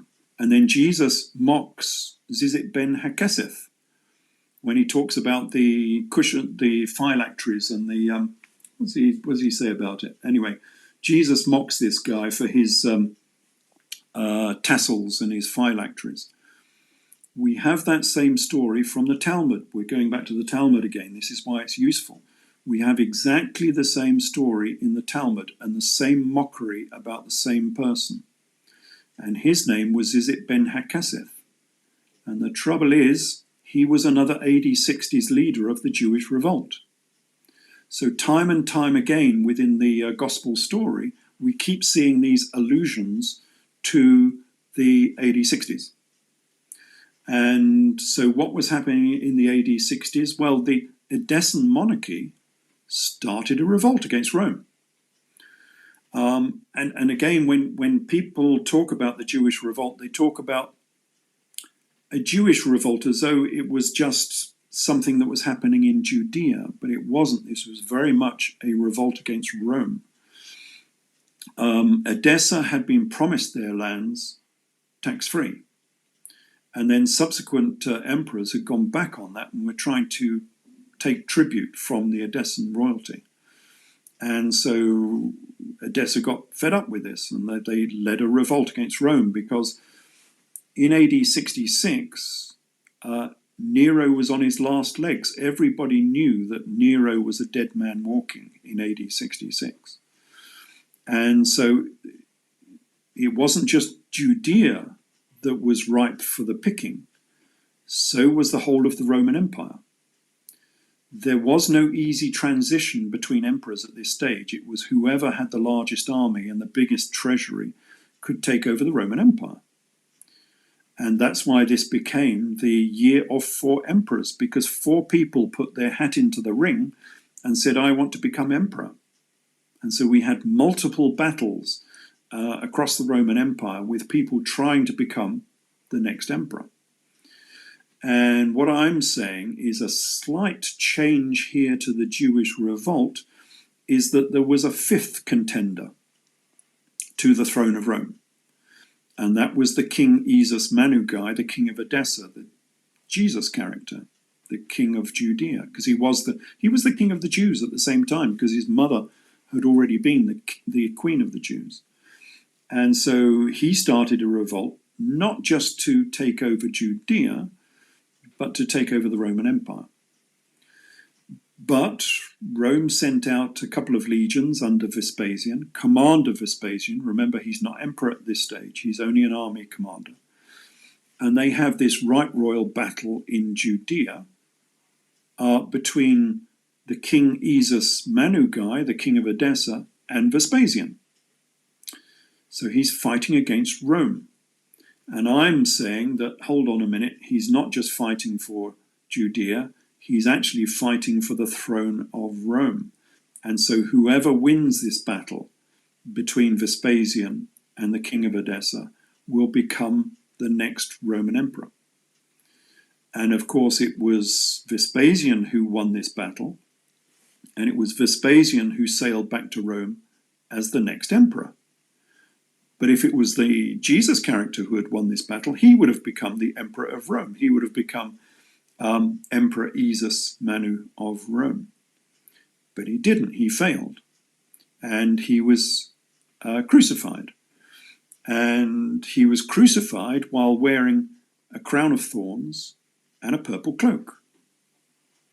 Why those two? It doesn't make any sense. Again, the standard story of the Gospels makes no sense.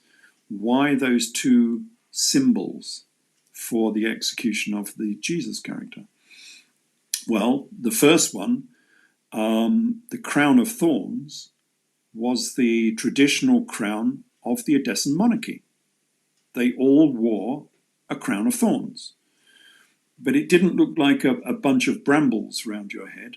It was a proper, like a pope's mitre, a proper domed crown covered in thorns. And we don't know what those thorns are because we only have images of them, and the images aren't good enough for us to say exactly what those thorns are. I have a feeling they might be feathers, the feathers of the phoenix, but I don't know. That's open to discussion. But they certainly wore a crown of thorns. And then the Jesus character, he was crucified wearing a purple cloak. Why on earth a purple cloak? Well, the purple cloak was a symbol of the Emperor of Rome.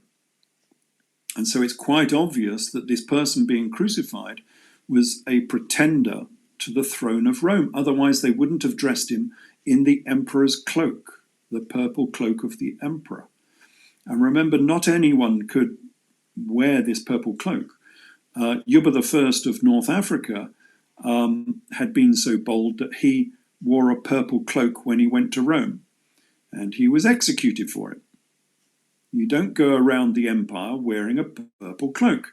And so this pointed fact that they've got of the Jesus character wearing a purple cloak means he was a pretender, a contender, you might say, to the throne of Rome. And that's what this battle was all about. And we have a record of this execution because Josephus Flavius gives it. But of course, he gives it in AD 17, not in AD 30.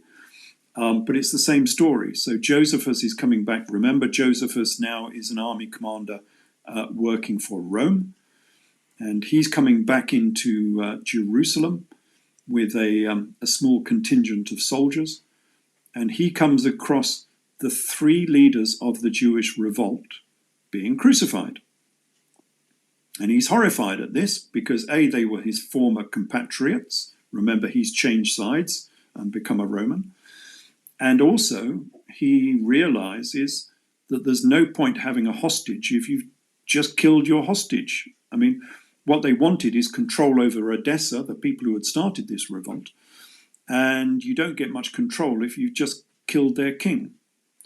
And so he went to the governor and asked for them to be taken down early, just as in the gospel story. Permission was given, so he takes them down early. Two of them die, and one of them survives. Familiar story? This is the passion story of the King Jesus character, and one of them survived. And I put it to readers that the person who survived was King Jesus Manu, King Jesus Emmanuel. And he survived the crucifixion because he was taken down early. And to be used as a hostage. And he was used as a hostage. They were sent to Rome in chains. And later on, I say they were sent to England or Britannia to keep them as hostages for the fidelity, as Josephus Flavius says, for the fidelity of the people of Edessa. So, behave yourselves, don't start any more revolts, otherwise we'll kill your king, because we've got him captive. And what I think they did is they made this huge, great Guantanamo Bay over in Britannia, which we can discuss later maybe. So, history repeats itself. America has done exactly the same thing by building Guantanamo Bay. They wanted their terrorists as far from their power base as possible. And so they invented this place called Guantanamo Bay. And Emperor Vespasian did exactly the same. He wanted the captives from this Jewish revolt to be housed as far away from their sphere of, from their power base as they possibly could. And as far as you can get from Judea in the first century was northwest Britain. And that's where they built this prison fortress. So, yeah, that's the story of the gospel story. And that's why it's so important. That's why this story has endured all of this time for 2,000 years, because this was a momentous event within Roman history and a momentous event within Judaic history, because, of course, Jerusalem was destroyed because of this, and the temple was destroyed. So the Jews themselves were distraught because their temple had been destroyed. And then you have the rise of Christianity. And why did that survive? And so do you want to introduce that? Because we're going into Saul and Christianity now. Yeah, let's do it. Bro, man, Lionel, bro, how is it that y'all be letting people talk for so long with wrong Hey, information? hold on, bro. Hold on. Do you have do you have a question? Yes, I got many questions. I couldn't answer none of them. Hold on. Give me one of your questions, man. Well, give me one of them. One of my questions is that how is what he's saying is factual when in reality we do know that even the Quran talks about the crucifixion of Jesus Christ, and even in it tells you that he wasn't like he was crucified, but they seen somebody outside after him like that looked like him, so they believe the people in the Quran, they believe that Jesus wasn't even crucified. They believe that somebody took his place that looked like him, and whatever the case his may twin be. brother. Yeah. So that same story, that same concept in the Gospels that you're trying to say is not correct. They talk about Joseph of Arimathea, who actually went and actually asked Pilate for Jesus's body, and guess what? He was a secret disciple of Jesus the whole time, and there was a whole plot and a whole conspiracy right there in that book. Yes, so why would the Romans sit there and make that up or try to add that in there when it's clear that that's an agreement? Like, bro, I don't know how to explain it, bro, but it's like your whole concept of but they did make the it up. Gospels being wrong. It doesn't add up. But who is Joseph of Arimathea? Exactly. He was a secret disciple of Jesus who was Precisely. he was working for Pilate, and he ended up going, he said, can I get the body of Jesus so that one of his disciples don't come and try to steal the body and say that he rose from the dead. But here go one of Jesus' disciples, Joseph of Arimathea, asking Pilate for the body and then take it to a secret spot with Nicodemus. Yeah, indeed. This is like the Gospels are on get, point when it comes to I get your question. All right, hold on, man. But go ahead, the answer to that is that who is this guy that I've just been talking about who actually took the leaders of the Jewish revolt down from the cross? The guy who took them down from the cross was Josephus Flavius bar Matthias. His father's name was Matthias, so his name was Josephus Matthias. And bro, who took Jesus down from the cross? No, wait. Mine. You gotta let him finish. Go ahead, Ralph. Who took Jesus down from the cross? So that was Josephus of Arimatheas. It's the same name, it's the same person. Joseph of Arimathea was Josephus Flavius. And we also get this in Arthurian history. And you might say, why are we using Arthurian history? But Arthurian history came from the Crusades. It came from this very region where they picked up a lot of the information that they didn't have before. And if you read Arthurian legend, it says that Joseph of Arimathea was Josephus Flavius, the same person. And so now we have the same person taking Jesus down from the cross and taking King Jesus down from the cross. It's the same person. It's Josephus Arimatheas. That was his name. His father was called Matthias. So it's the same story. It's been bastardized a little bit, but it's the same story. So I think wait, hold on, man. So this is the thing. I don't know, because you came in kind of late. So one of the first things that we did was we established the source of the information, right? And so one of Ralph's primary claims is that Josephus Flavius, the Roman historian, is also Saul in the Bible, Yes. right? Who is Paul, and is also Joseph of Arimathea, which he just told you, right?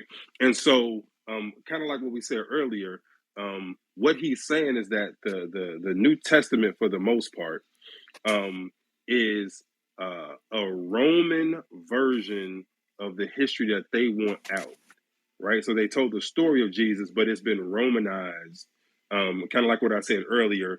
And what they did to the Jesus character was Martin Luther King, where they sanitized his message, sanitized what he did, to make it more Rome friendly. Even though he's still kind of going against Rome, he's more Rome friendly, right?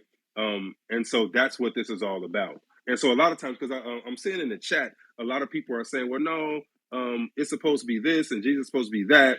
And I think what we have to get in our heads is that these things that we're repeating are coming from the bastardized version of the story. So I think who was that in the Blue Heron was talking about when we were talking about the nativity story. We're talking about, I think she was saying that the Magi came at night, and it's because they came in secret because this is the Messiah being born, and they didn't want him to grow up and go against the state. It's like, yo, this is the romanticized version of the story. That's why in the The title I Disney have it is version. right. This is the Disney version, right? So that's why the title is The Historical Jesus Sans Fairydust, right?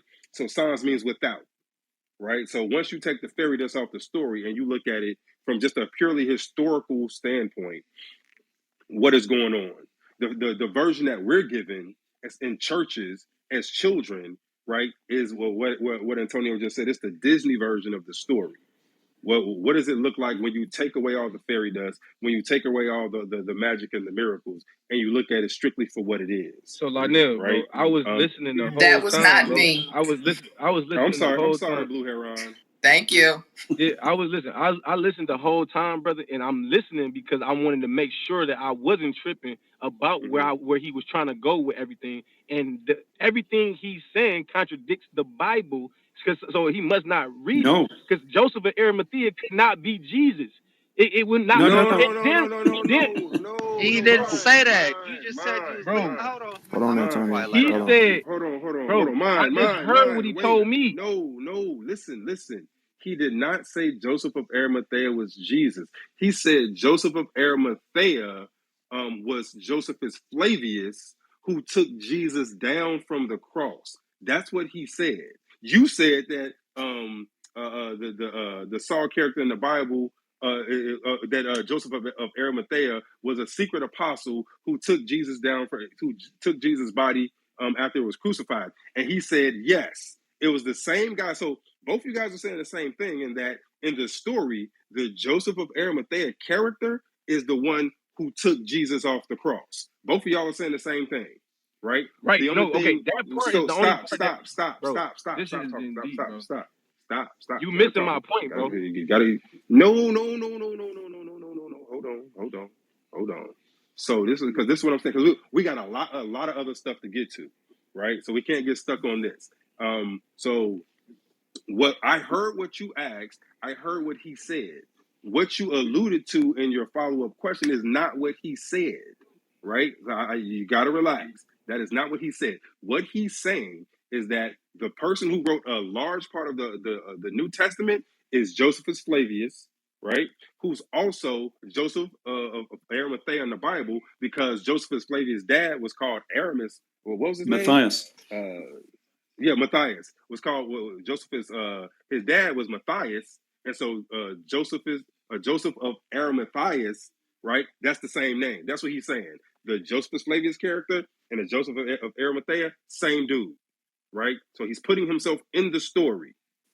Okay, that is not the Jesus character. It's not his dad. It's this is who it is. Who coincidentally is also Saul from the Bible, This is right? my So point. bro. All right, Like hold you on, keep. bro. Hold Oh on. my We got god, bro, that shit we, is we, terrible. we, we got hold on. We got some other stuff to get to because we finna dig into How we go what good to more stuff Christianity when that's confirms. wrong, bro? He's wrong. Like Hey, and y'all mine. Hey, just mine. doing Hey, this check it weird out, Mine, man. stuff. Hey, mine. this ain't. Hey, mine. Check it out. This ain't your room Man, for bro, one fuck thing. what you talking And the about, whole thing. bro.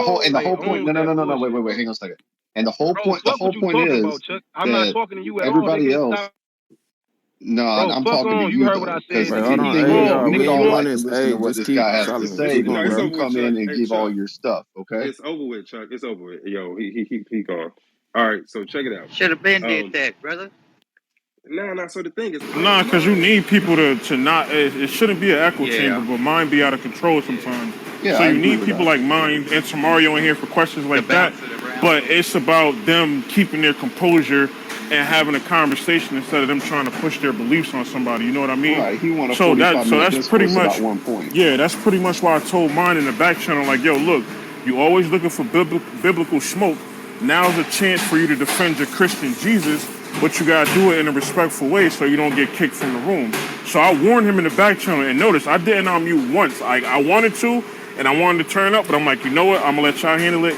Y'all do y'all thing. So with what's about to happen now, if it's nobody to oppose what Ralph is saying, you know what I mean? It's just gonna seem like Ralph is, telling us something, and either Linnell's gonna say, okay, well, what happened with this, or it's just gonna seem like what he says is golden. You know what I mean? So I was hoping mine could control himself, but obviously he can't. So it is what it is, bro. Yeah, All it's right, no cool. problem. If I can just interject there, that yeah, I'm saying that these two characters are exactly the same, and they are telling the same story. So the Joseph of Arimathea character and the Josephus Flavius character, or Bar Matthias character, are identical, and they do the same thing. They both come to the three crucified people sitting there on crosses, who were the leader of the revolt, and they both take them down from the cross. And in both cases, one of them survives. It's the same story. It's exactly the same story with the same characters. Great. So no, so I thought that was pretty clear. That's why I was surprised that mine didn't catch that. But so if anybody else got any other pushback or questions for or clarification for Ralph, feel free to come on stage or type it in the chat, and I'll see if I can get it. I'll see if I can get it in. But we are plowing through a lot of information. Can I ask a question? Oh, go ahead, Esther. What you got? Right. I am really, really loving this. Absolutely loving the just listening to Ralph break all of this down. And I feel like a lot of Christians need this information to be able to decipher what's what, right? I'm no longer a Christian. I used to be a Christian, but the moment I started asking the questions, why do I believe what I believe? And just trying to figure out where this religion came from, and a lot of things that I started to find out. I just realized, no, this is not for me. So I wanted to ask Ralph. I just want his very honest opinion. Um, was Jesus divine or no? Was there any divinity? Now I sort of I can guess the answer from what you have said. Well, Basically, everything you said. I'm a But historian, not a I want to. priest. So my answer will always be the same, that I'm only looking at the history. Whether you want to put But what's some the thing? spirituality on the top of that history is completely up to you. But all I'm looking at is the pure history of these events. Because, of course, the alternative is that people say, well, we cannot find this history in the historical record, the record of the Gospels, we cannot find it in the historical record. Therefore, it's all Mhm. false. It's mythology. And so that's the other choice you've got. You either throw the whole thing out because people can't find it, and therefore it's completely wrong, it's completely false, or you come to my side of the story, which is historically it's actually perfectly true. 90% of it is perfectly true. But I don't delve into the spiritual side of it. So I don't mention anything to do with the divinity of Jesus. That's up to you if you want to put that on top of the story. So would you say that I just want your opinion. This isn't really about not so much scholarship, not so much all the other, you know, good and nice stuff that goes with all this what we're talking. I want your opinion, Ralph. And that is, people believe books. They have believed the Bible without research, without figuring things out, whether these things were really true or not. They've just believed, Mm, and in a lot of cases, you find that people were introduced to these books as youngsters, right? yes. When they never had a choice, and they were told that these stories were in fact true. I'm one of them. I was told that the stories, the Ark story, those were factual stories. You know, all the things that happened in the Bible were all factual.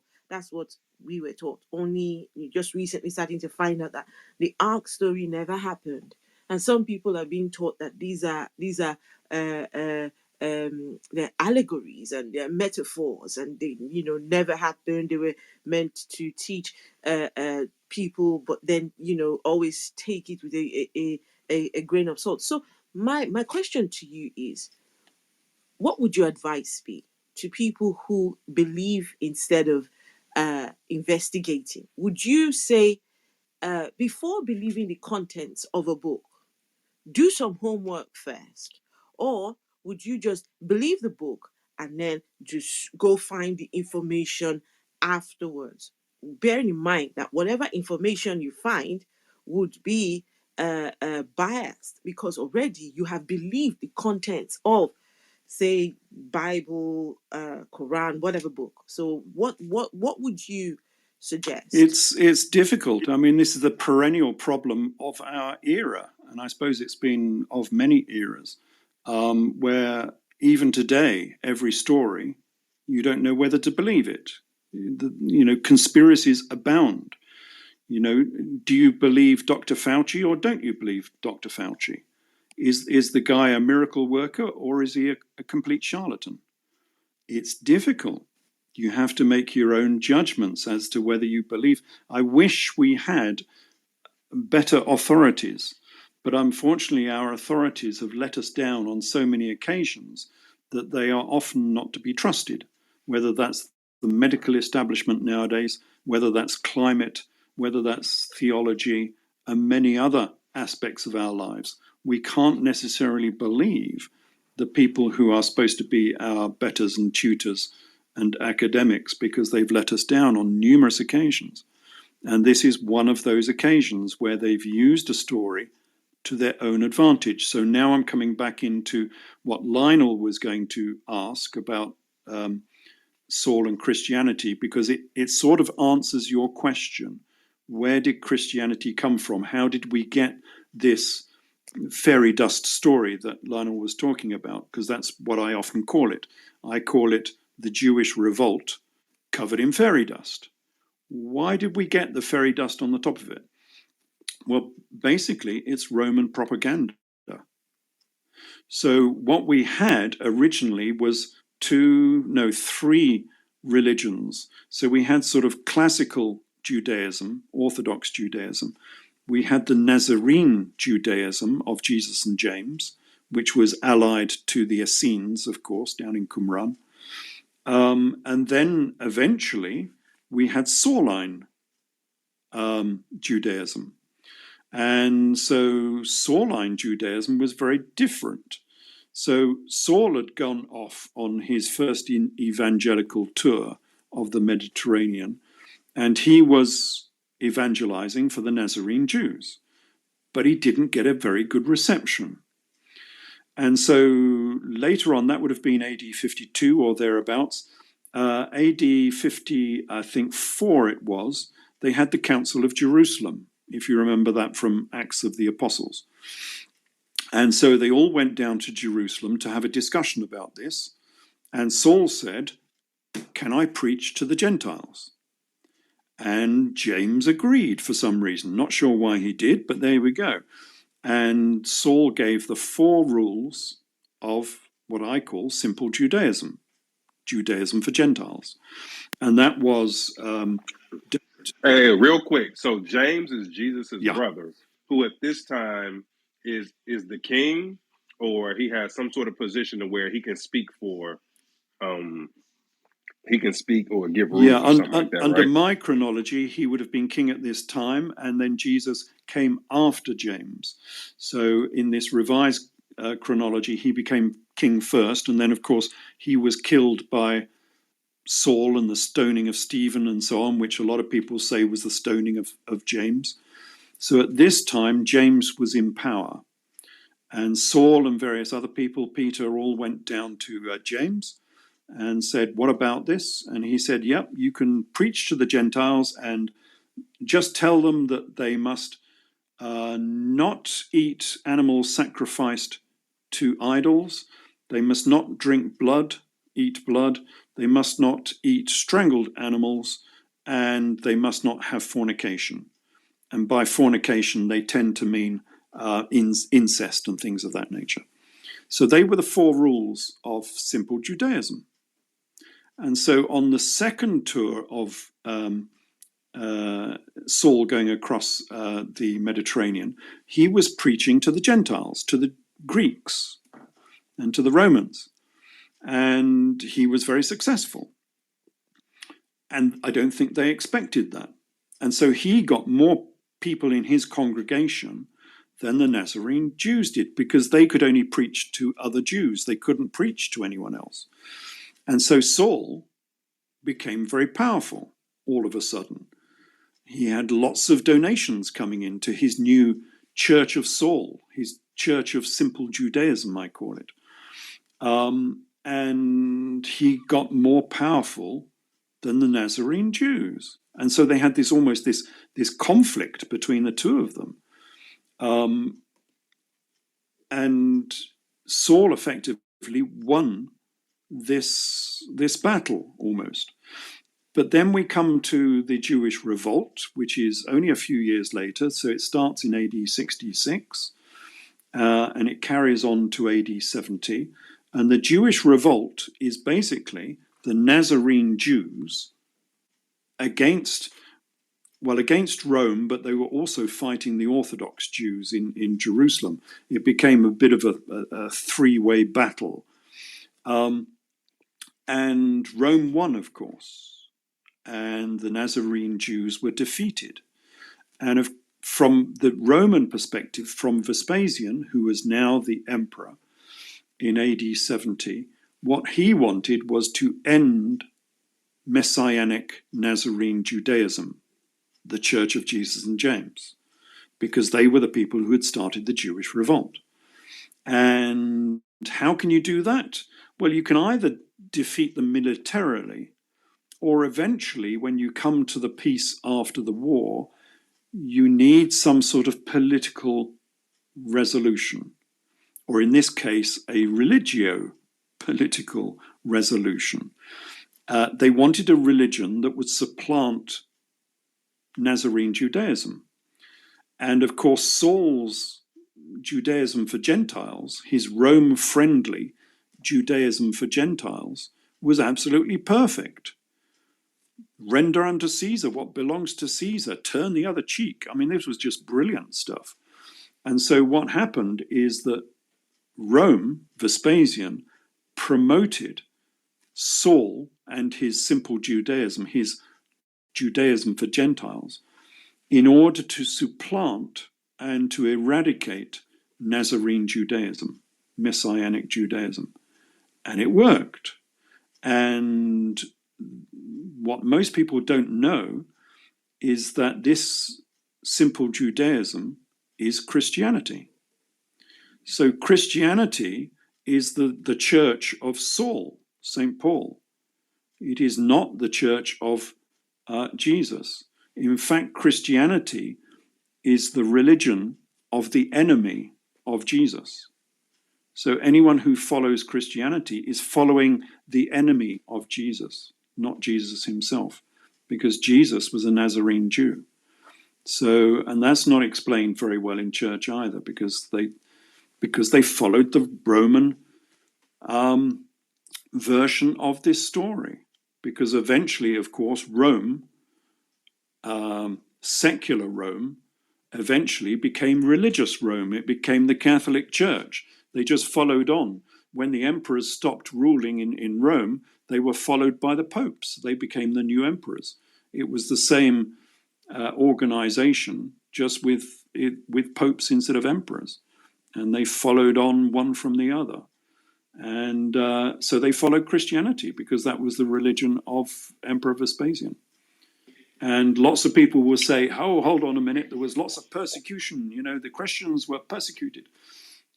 No, there's no evidence in the first century for the Christians being persecuted. The people being persecuted were the Nazarene Jews of Jesus and James, not the simple Judaic Christians of Saul and Paul. And so they were getting a free ride. They were getting promoted by Vespasian. It was the Church of Jesus and James that was having all of the persecution. Hey, yo. So that part, when I was kind of looking at your videos, that took me for a loop when you were talking about how Christianity is the church of Saul and not Jesus, and how it's pretty much it's Judaism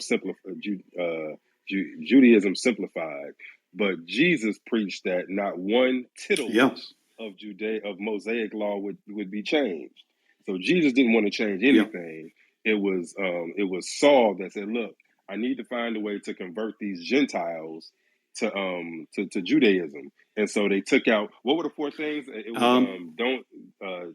Yes, What were the four things? don't eat meat that was sacrificed to idols. Don't drink blood. Don't eat strangled animals, because strangled animals haven't had the blood poured out of them. And don't commit fornication. And of course, the other big one was that Saul was highly against circumcision.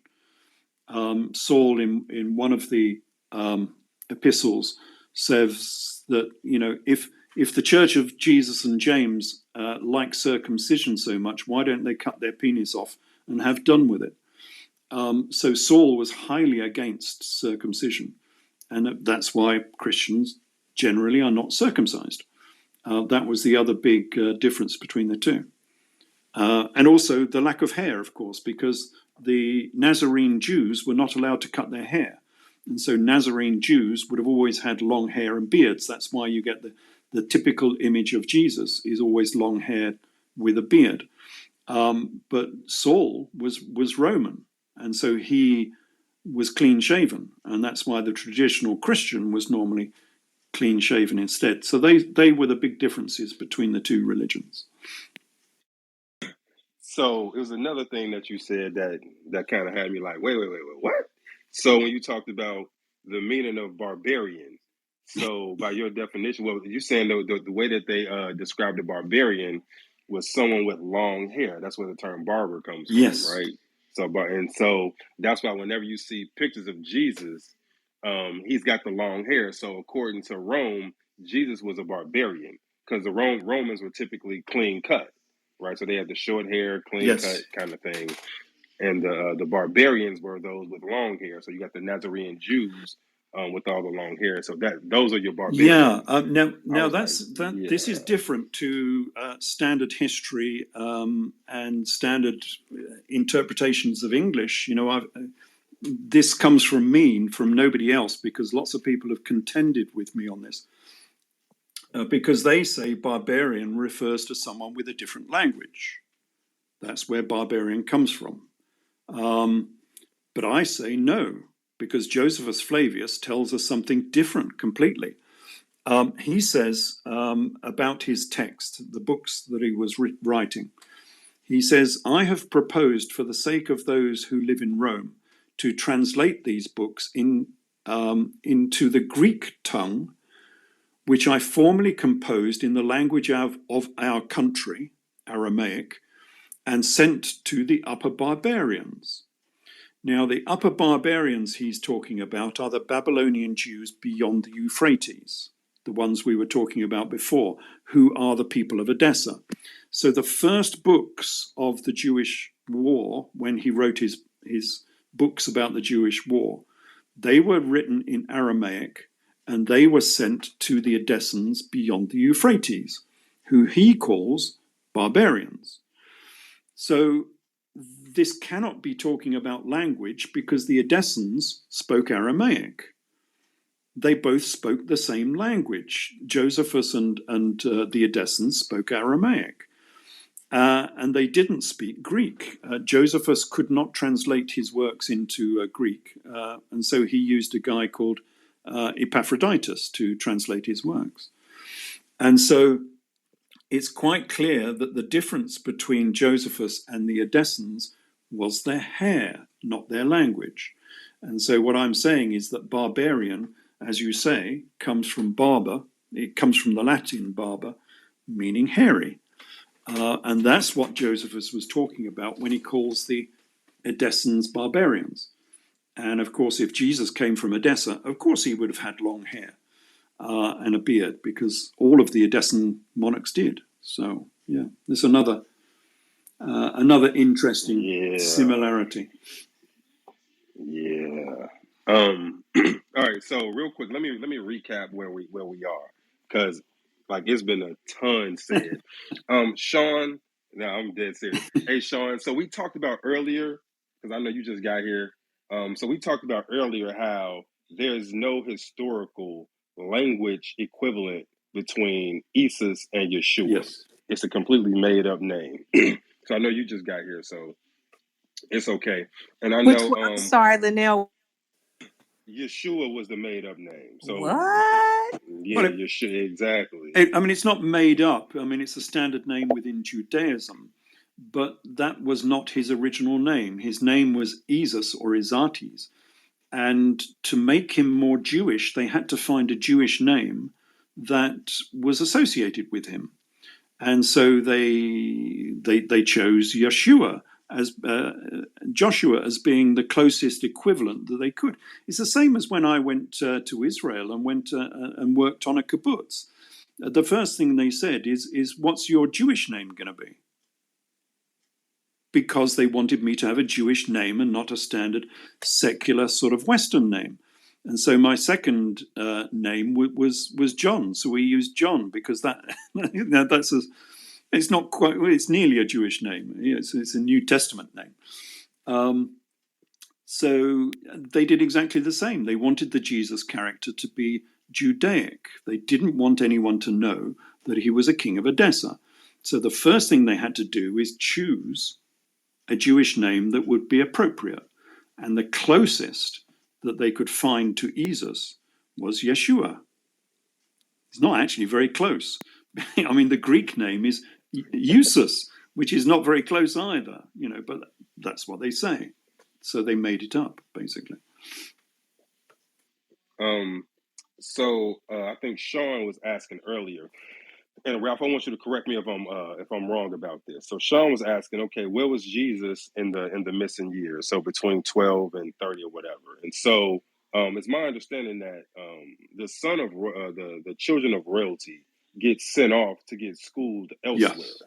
And so Jesus, being royalty, would have been sent somewhere to maybe the Grand Temple. He might have been sent to Egypt, if that's where the Grand Temple was. So somewhere where he would get educated as him being the son of royalty or a member of the royal family. Am I correct? Yes. And the place that they always sent their sons to, of course, was Alexandria in Egypt.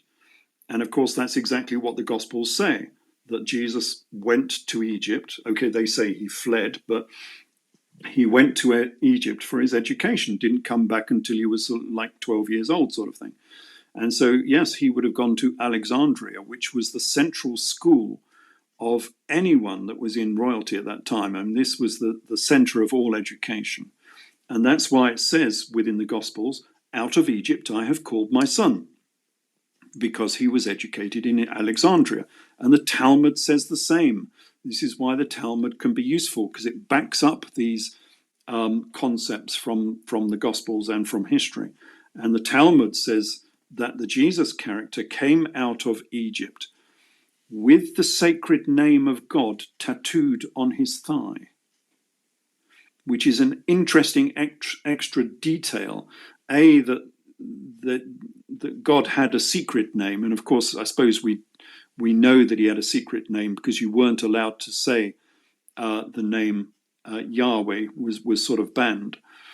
But he had it tattooed on his thigh when he came out of Egypt. So there's an interesting little extra. And of course, within the gospel story and within the works of Josephus, he was called the Egyptian false prophet. So when you start looking through the gospel story and you come across the Egyptian false prophet, that is Jesus, because he came out of Egypt. And we know that he is the Jesus character because the Egyptian false prophet took the 5,000 out into the wilderness. Now, who took the 5,000 into the wilderness? Yes, it was the Jesus character. And the Egyptian false prophet had this night meeting on the Mount of Olives. Who had the night meeting on the Mount of Olives? Yes, that was the Jesus character. Sorry, even more than that. It was the night meeting on the Mount of Olives, which was interrupted by the Roman guard. The Roman guard came out of Jerusalem and dispersed them, exactly as it says in the gospel story. And that was the Egyptian false prophet. Now, the difference is, of course, in the secular version, in Josephus' version, it wasn't just Jesus and a few disciples on the Mount of Olives. It was Jesus, the Egyptian false prophet, and 30,000 armed soldiers. But they were disturbed by the Roman guard and they were scattered. That's what it says in the works of Josephus. It's the same story, quite obviously the same story. And he was known as the Egyptian false prophet because he was educated. Well, A, because he was educated in Egypt. Out of Egypt I have called my son.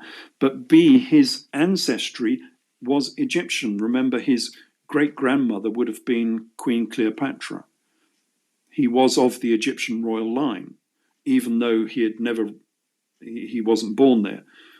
He was of Persian extract and Judaic extract as well, and Roman. I mean, that was the whole point of this guy being so famous and so influential, because he was an heir, as a royal, he was an heir to the throne of Rome, to Egypt, to the whole of Parthia, to Judea, and maybe to Greece as well, because Cleopatra was Ptolemaic. This was the most well-connected prince in the whole of the world. He just didn't have a throne to sit upon. If he had found a throne to actually sit upon, he was potentially the king of the whole known world. So that's what this battle was all about. All right. So it's a couple of things I want to get to. So even before we get to the King Arthur stuff, because that's pretty wild. Like that's a whole different thing, right? Yeah. But we're gonna get to it in a second. So one, and I think we talked about this. What was that on Wednesday? The whole because my question was, so in the Bible it actually says that Jesus was hung from a tree, Yes. right? And I know growing up again, so we're talking about the story with Fairydust on it, right? So Fairydust story has Jesus hanging from a cross, right? And you just pointed out how Jesus commanded his troops to pick up their crosses, which is actually the thing that held their shield and their sword, right? And so and I asked you this on Wednesday. How did the cross become the symbol of Christianity, being that Christianity is the religion of Josephus Flavius, and not the symbol of Jesus? Where did the cross come from? Yes, good question, because of course it wasn't in early Christianity. They didn't have the cross. That didn't sort of appear until later, because many of the crosses they used in Rome were actually tau crosses. In Masonry, they tend to use a tau cross, a T-shaped cross, not a cross. And so, yes, where did this symbolism come from? Well, I think it came from Emperor Vespasian, because the symbol of early Christianity was actually the anchor and the dolphin or the fish. And so you will see an anchor with a dolphin wrapped around the main shaft of the anchor. And that was the early symbol of Christianity, which we get from the catacombs in Rome and various other places. And it didn't change until later into the cross as we know it. But the interesting thing is, of course, the symbol of the anchor and a dolphin was actually the symbol of Emperor Vespasian. It was his symbol. It's on all of his coins. And so we know that the early symbol of Christianity was the symbol of Emperor Vespasian. And only later did it become a cross. And I think it became a cross because if you delete the bottom of the anchor, then you get a cross. And of course, the fish or the dolphin that was wrapped around the shaft of the anchor is the Christian symbol of the fish, the Vesica piscis, which became, what do they call it? Ichthyos. In the Greek, they call it ichthyos, the fish, which became the symbol of Christianity. It still is the symbol of Christianity today. You will see people with bumper stickers with the fish on the back.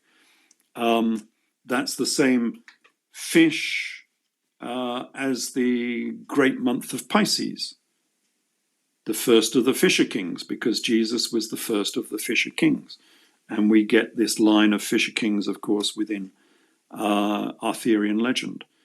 So it's not really a symbol of Jesus himself. It's a sign of the great month of Pisces. And of course, when we talk about BC and AD, we reset our calendar on, as it were, AD 0, AD 1.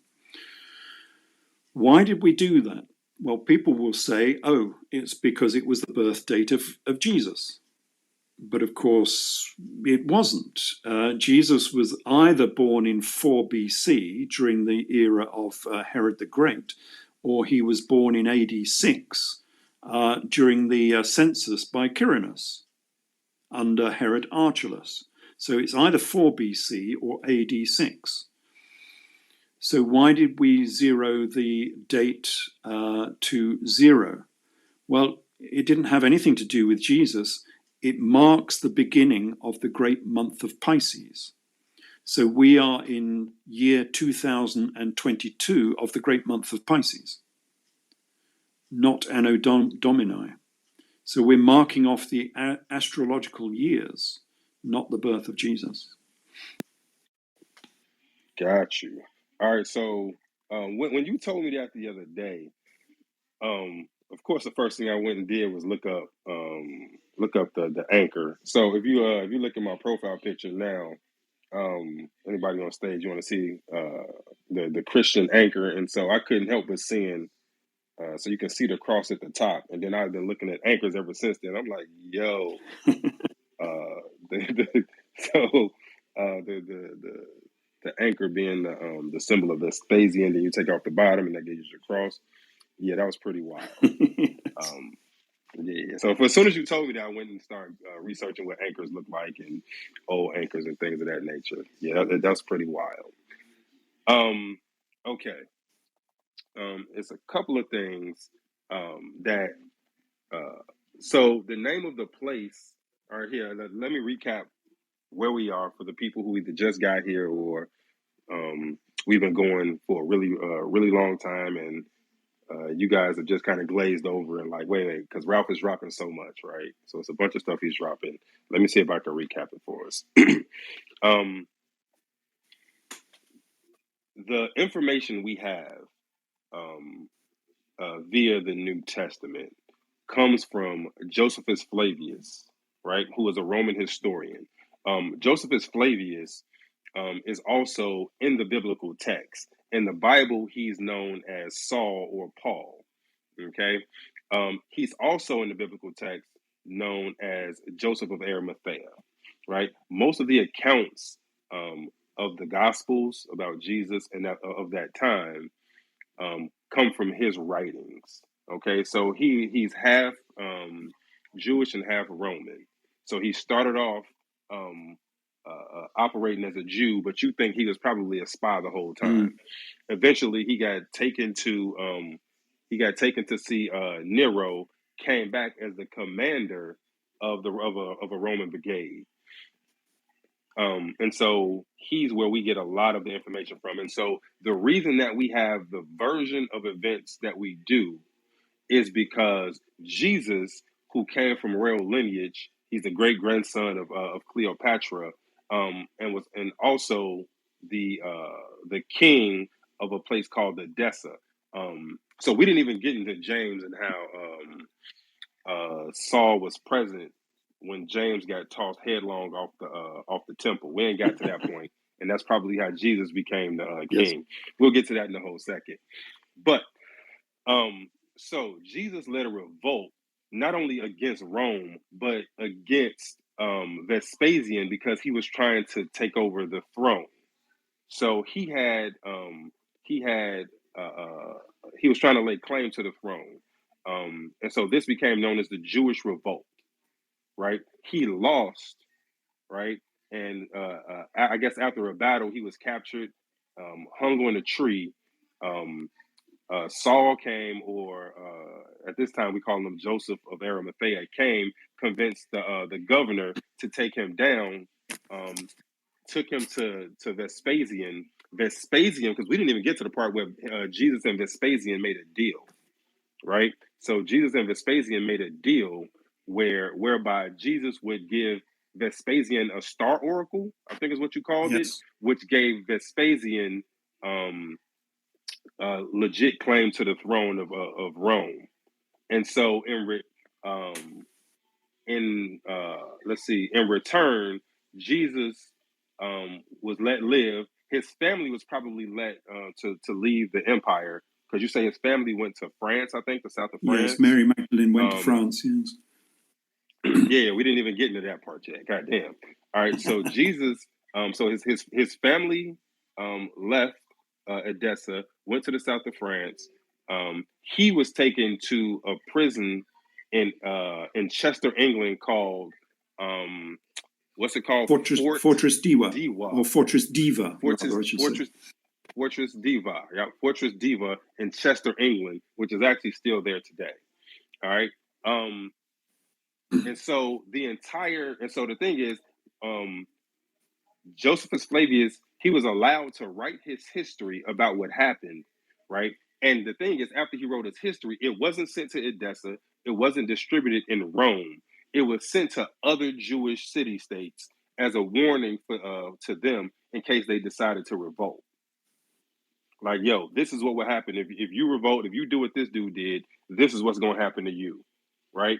And so the history is there, but they took the historical Jesus out of it, right? Because they didn't want his name written anywhere. They didn't want him getting any glory, right? And so what we're given is a sanitized and pro Rome version of history, right? Where they don't really talk about the revolt. Right, so you have to piece all of that shit together. Am I right? Yep, that's pretty much spot on. It might be worth me just mentioning why Josephus Flavius got involved in this. I think he was a member of this royal family, and he was a little bit disgruntled that he was not allowed to join this fraternity. He was never actually initiated into the higher degrees. And so, well, what does a prince do if he can't get, the kingship or the position that he really wants? Well, he goes across to his enemy, doesn't he, and says, "Can you help me?" And this is exactly what the Saul Josephus guy did. He went to Rome and said, "Look, really, I should be the king of this place. I'm much better placed than this Esa's character. Can you help me?" And of course, Rome said, "Yeah, no problem." And that is why Rome supported him, because he was useful to them. And he supported Rome because Rome promised to give him the throne, as it were, if Rome could win this battle. And it's exactly what happened. Josephus, after the Jewish revolt, became the de facto king of the whole of Judea, because all of the Jews were sent away. They were all exiled. And he was the last Jew standing. And he went to Yabni, or Jabni, which is on the coast to the south of Tel Aviv. And he set up a new Sanhedrin, the parliament of the Jews, down in Yabni. And that's where he set up his scriptorium, so he could write all of these books. And it was all underwritten by Rome. And so he could do whatever he liked. And this is the reason why we have so many records of what actually happened here, because he had complete control over this region. He could do whatever he liked. And of course, a lot of texts disappeared. And so one of the texts which I would love to find out about was the history of the Jewish kings by Justus of Tiberias. Now, that would be interesting, because Justus of Tiberias was the enemy of Josephus Flavius. And Josephus Flavius hates this guy and says, everything he's ever written was a tissue of lies, And of course, that book has gone. We don't have it. And it would be very nice to see what Justus of Tiberias was writing about all of this, because we would get totally the opposite perspective on this same story. But unfortunately, that book is gone, unless they have it down in the Vatican somewhere. we don't have access to that book. Yo, all right, real quick, because actually, when I heard you explain this, I wanted to know as well, right? What's a star oracle? Yeah, the star oracle. I mean, it comes out of the Old Testament, like all of these prophecies. The prophecy of Emmanuel and so on, that comes out of the Old Testament. And so does the star prophecy. Out of the root of Jesse will come a star. And basically, it's a prophecy that a Jew, a Jewish king from the East, will become the king of the whole world. And that was known as the star prophecy. And the star prophecy, of course, belonged to Jesus. That's why Jesus was born under the Eastern Star. He was the guy who owned this star prophecy, which prophesied that he would become the king of the known world. But Josephus, when he surrendered to Vespasian after the battle at Jotapata and became a Roman, he went to Vespasian and said, "You are the emperor." And of course, Vespasian said, "No, don't say anything like that, because I'm not the emperor. Nero is still the emperor. That's treasonous. Don't say that." And Josephus said, "Well, you are the beneficiary of the star prophecy. You are the king in the East, just as the prophecy foretold, and therefore I'm giving you the star prophecy." And so he was transferring the Jewish star prophecy from the Jesus character onto Vespasian. And that was quite important, because Vespasian was a nobody. I mean, even in Rome, you had to be a somebody in order to become the emperor. And he wasn't related to the Caesars or anyone else of importance. He was just an army commander. And he needed an oracle on his side in order to convince him that he could become the emperor. And so they went around Rome trying to find oracles. And they had this story about the bull that charged into his dining room and bowed down before him, and things of this nature, trying to give him some sort of spiritual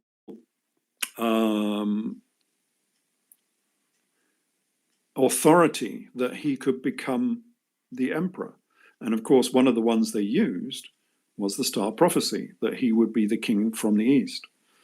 So it was quite important, and it was given to him by Josephus Flavius. All right, cool.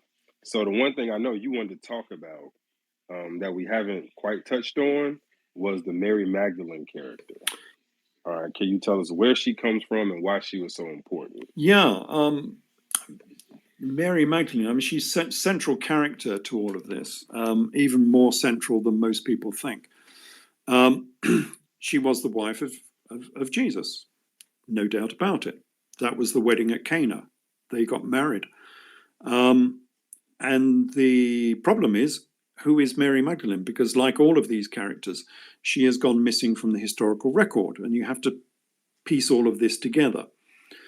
But myself and Professor Robert Eisenman, no, in fact, I'll have to give all the credit to him for that, although I saw the links. But this comes from Professor Robert Eisenman, who wrote James, the Brother of Jesus. And he went through about 200 pages proving that Mary Magdalene was Mary Bothus. And of course, Mary Bothus was an AD 60s character, so we're coming back into the AD 60s again. And Mary Bothus was the daughter of Simon Bothus. That's why Mary Magdalene lived at the house of Simon, because her father was called Simon Bothus. And again, we have this from the Talmud, a little bit from Josephus, but mainly from the Talmud. So who did Mary Bothus marry? Well, she married Jesus of Gamala, who is the Jesus character, because his title was Kama, and from that we get Gamala. So within the Talmud, we get this Mary Magdalene character, Mary Bothus, marrying Jesus of Gamala. And then Jesus of Gamala became the high priest of Jerusalem, just as Jesus does in Hebrews 7. He becomes the high priest of Jerusalem. And I mean, all of this would be great for Christians. They could say, hey, look, we've got evidence of the biblical Jesus, because this Jesus of Gamala was the governor of Galilee. They're the same as Jesus used to live in Galilee. He was the governor of Tiberias in Galilee. And he's mentioned on a number of occasions in the works of Josephus and in the Talmud. The problem with this is that Mary Bothus was the richest woman in not only in Judea, but in the Roman East. She was a multimillionaire. When she got married to Jesus of Gamala, the biblical Jesus, she got a dowry of 1 million gold denarii, which is worth something like $20 billion nowadays, maybe more, $25 billion. That was her dowry. That wasn't her wealth. This was a woman who never put her foot onto the ground. She only ever stepped upon carpets. She had her perfume basket was supposed to be 400 denarii a month or something, just for her perfume basket. She was immensely wealthy, and she bought the high priesthood for her husband, Jesus of Gamala, for a takub of silver, which is about 70 kilos of silver or something, that she gave to the high priesthood in order for him to become the high priest of Jerusalem. And the story of Mary Magdalene as Mary Bothus fits like a glove. But there is, excuse me, there is a problem with this, and even Professor Eisenman could not, in the final analysis, agree that Mary Bothus was Mary Magdalene, even though he proved this, because they live in a different era. Of course, the Mary Magdalene character is supposed to be AD 20s, and Mary Bothus lived in the AD 60s. So he said that the story of the Magdalene must be based upon the history of Mary Bothus. But of course, there is a 40-year lacuna between the two, the chronological chasm, as I call it, where all of these events have been displaced from the AD 60s back to the AD 20s, because the Romans didn't want you to know anything about the Jesus character being a part of the Jewish revolt. They didn't want anyone venerating this Jesus character as a rebel against Rome. And so that was taboo, that was forbidden. And so they moved his history back into the AD 20s. But it's quite clear that he was the Jesus character, the Jesus of Gamala, the Jesus of Edessa, because these two characters are intimately linked. They were both the leader of the Jewish revolt. That's one of the links between the two of them. They were both called the leader of the Jewish revolt. And that puts a different perspective on this, because again, these people become very wealthy, royal, and very influential. They were the richest people in the whole of Judea. But we know that because we've already discussed this with their mother, Queen Helena, being the queen of the Jews, the queen of Judea, who had the biggest palace in Jerusalem and the biggest tomb in Jerusalem.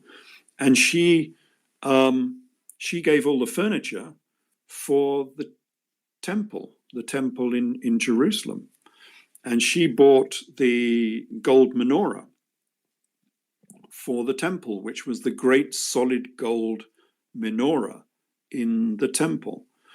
And that was such a wealthy artifact that when they took it to Rome, after the Romans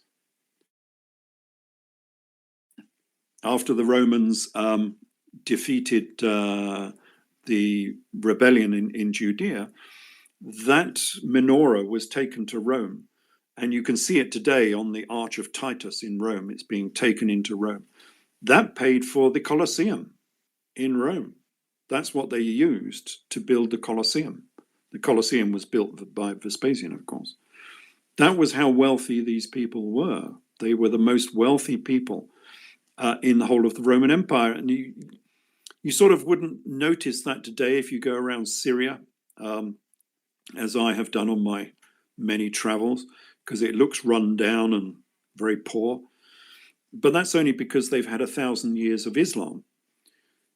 Before Islam came to Syria and the East, Syria was the richest province in the Roman Empire. They had the biggest temples were in Syria. They had, Palmyra, of course, the famous city out in Palmyra, which suddenly arose in the 1st century to become one of the richest cities in the whole of the Roman Empire. And then they had Baalbek, which had the largest temple in the whole of the Roman Empire, was at Baalbek, is in modern Lebanon, of course. And that's just a vast, vast temple that they built there, huge. So we know that Syria was extremely wealthy, far more wealthy than a province like Britain. And so these monarchs were the monarchs of this region. They owned most of Syria. This is what this was all about, this particular revolt. In fact, the whole rationale behind this Jewish revolt can be summed up in the parable of the vineyard owner. What's the reference for that? Let me look it up. All right, cool. So real quick, while he's looking that up, real quick reset. We're talking to author and on the rise interview star, because I'm sure everybody's so his interview schedule is picking up just because of the information that he drops. His name is Ralph Ellis. He's got a YouTube channel. I think it's just Ralph Ellis on YouTube. But he's got a bunch of interviews up. And he does like a lecture style. Like his videos are lecture style where he sits down for like an hour and he just disseminates all the information that he's talking about today.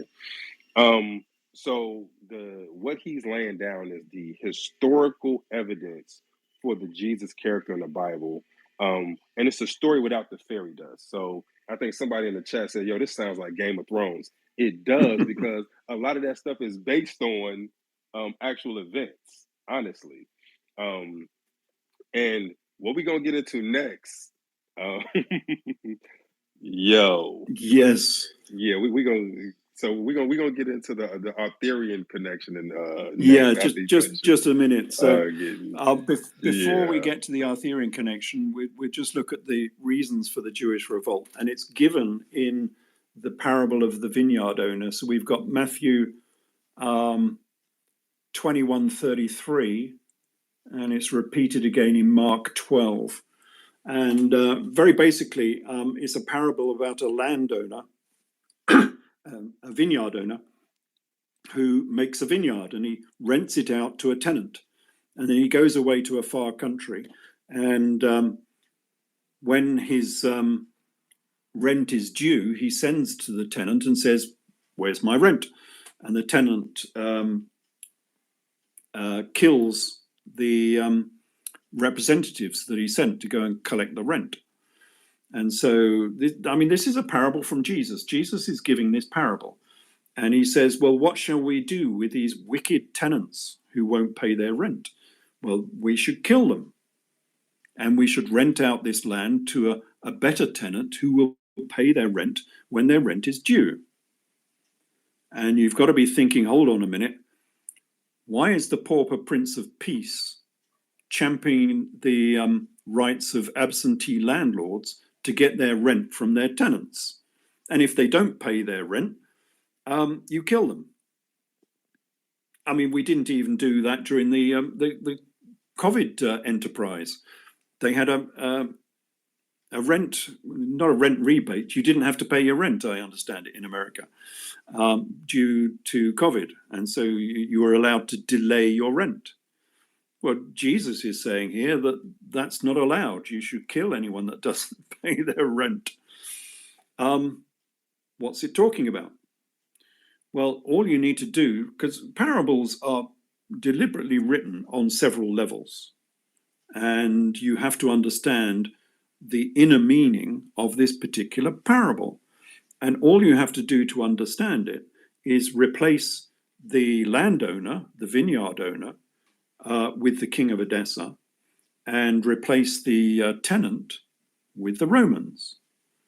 So what's this parable saying? It's saying, here we have a landowner, and of course the Edessans regarded all of this land in the east as being theirs, all of Syria and all of Judea.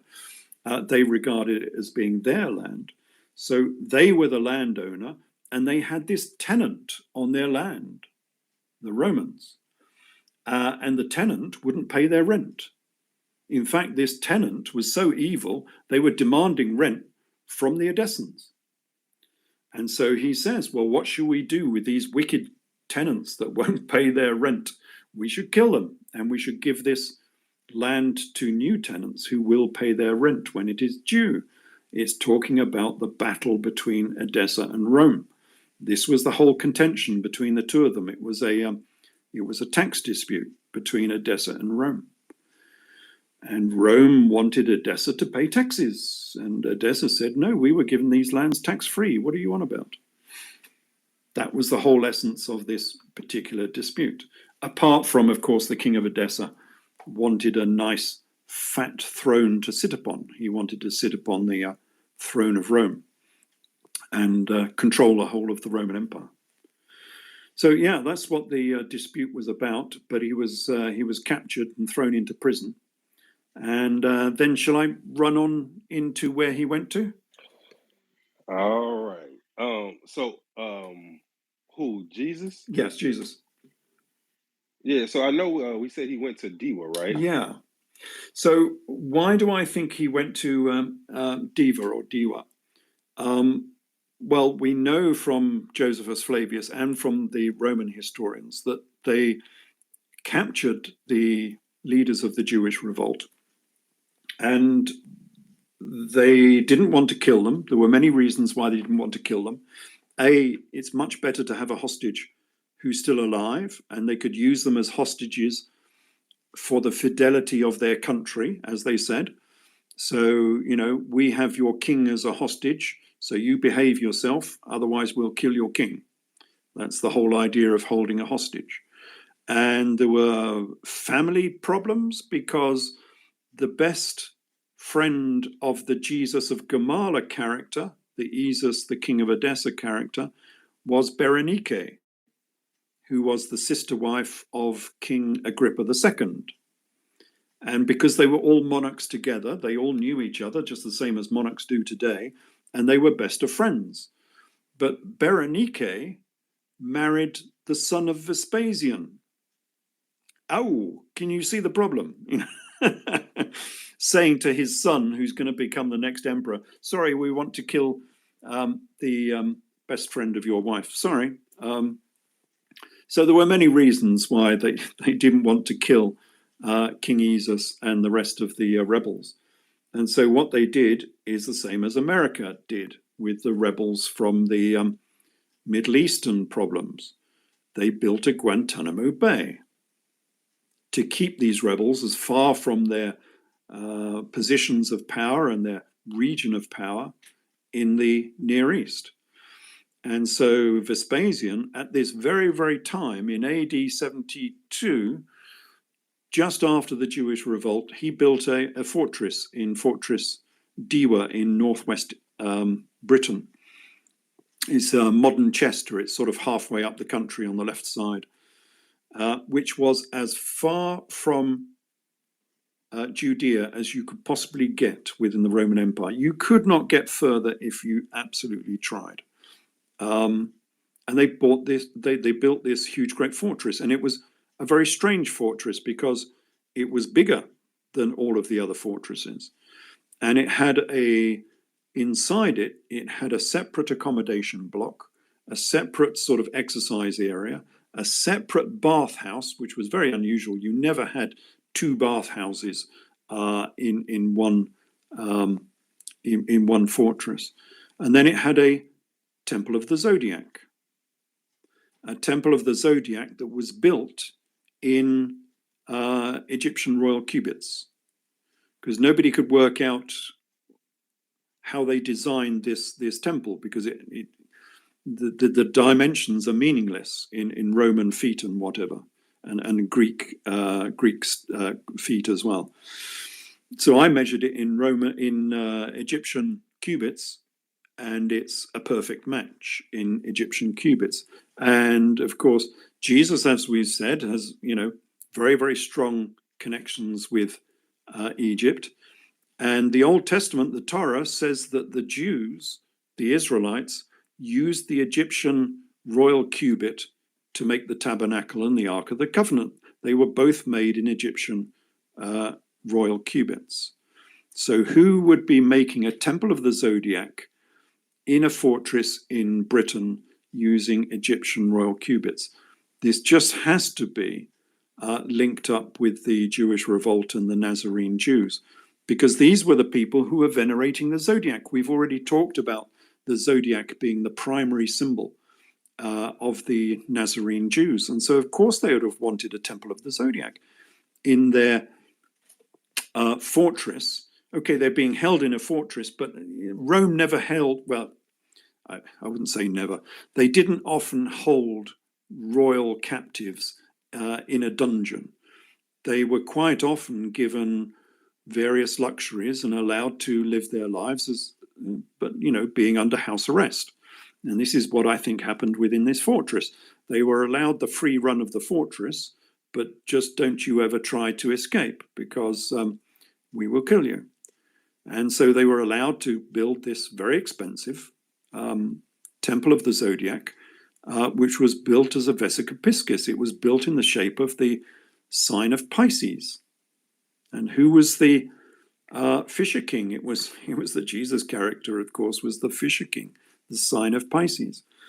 And so I think they were incarcerated in this fortress, allowed to write home, because I think we've got letters. I reproduced one of the letters from the captives in this fortress. They were allowed to write back home again and say, yes, we're all happy, we're fine, we're living our lives out here in these dark and rainy place in the northwest of the empire. And that's where he lived and died. Would have been in this huge, great Guantanamo Bay over in Chester in England. And that was the end of the Jesus character. And of course, after they would have all died, so at a logical end to this, at the end of the century, this temple was destroyed. They tore it down because there was no one left who wanted a temple of this nature, a temple of the zodiac. But then, very strangely, in 220 AD, they rebuilt it, and we have the second temple of the zodiac in exactly the same spot. So why did they rebuild it in 220? Just after 220, it would have been 228 or something of that nature. It's because the successor to Jesus, and yes, if we run according to this Edessan history, there probably was a successor, became the Emperor of Rome. And he was Emperor Elagabalus. And he was the mad emperor who was a eunuch, who became the Roman emperor. And this one always fascinates people because they don't seem to know about this. And again, it's not taught from the pulpit that Jesus asked for his disciples to become eunuchs. And they'll say, oh, that's not true. Nothing to do with the gospel. Hold on a minute. Unfortunately, it is a bit of the Gospels. It comes from Matthew 19:11. And Jesus said to his disciples, all men cannot receive this saying except those to whom it is given. For there are some eunuchs who were born from their mother's womb, and there are some eunuchs who were made that way by men. And there are some eunuchs who have made themselves eunuchs for the sake of the kingdom of heaven. He that is able to receive it, let him receive it. Quite clearly, Jesus is saying to his disciples, if you can become a high priest, because really only the high priests had to do this, if you can become a eunuch, then you should castrate yourself. And this was a central component of the Church of Jesus and James, that you had to be a eunuch if you wanted to be the high priest. And again, it's not taught, but these people were called Galileans. The Galileans were eunuchs. And of course, Jesus was called a Galilean. Where was he called a Galilean? I'll find it in a minute. Anyway, Jesus was called a Galilean, and so was Peter was called a Galilean. And the eunuchs of the priestly eunuchs, because they weren't just anybody, the priestly eunuchs of Judea were called Galileans, or the Galli priests, they were known as.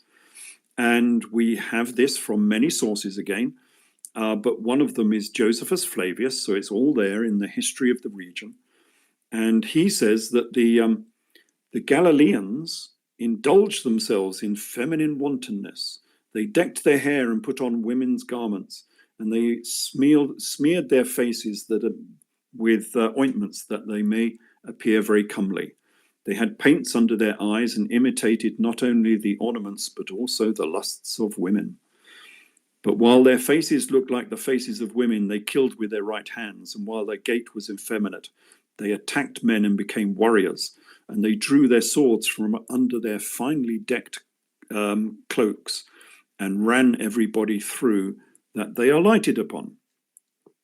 This is during the Jewish revolt, of course. The Galileans were active during the Jewish revolt, and some of them were castrato. They were eunuchs, and they dressed as women. And you'll think, well, no, that's crazy. That's got nothing to do with the gospel story. But if you go to Rome and you watch a conclave and you watch all of the cardinals arrive at St. Peter's, they are all dressed in red dresses, exactly as the Galli used to do. They used to wear red dresses. the cardinals and the bishops today wear exactly the same dresses. It's exactly the same. Nothing has changed, except they're not supposed to be castrated anymore because Rome forbid that. It was against Roman law. But this emperor, the mad emperor, Elagabalus, he was a castrato. He castrated himself because he was a galley priest of the Elagabal stone. We talked about the Elagabal many hours ago. but yeah, we talked about the Elagabal. He was a priest of the Elagabal, and he became the emperor of Rome.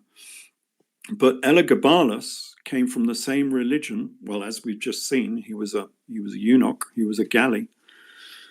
He came from the same region as the Edessans. So at that time, there were two monarchies, very closely related monarchies, called Edessa and Emesa. And they were right next door to each other. So Edessa is north of Aleppo, and Emesa is south of Aleppo. And we had a separate royal family down there who were almost exactly the same as the Edessans. And I must do more research on the Emesans because I have not fully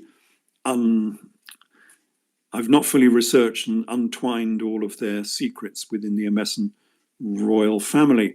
But one of their sons, many years later, in 220 AD, was Emperor Elagabalus. And he went to Rome exactly as the Jesus character had wanted to do 200 years previously, or 150 years previously, and he became emperor. And he was a galley eunuch, and he took the Elagabalus sacred stone to Rome. But he wasn't best liked, and he was murdered after only about 4 or 5 years, I forget which. And that was in about 220, 225-ish AD.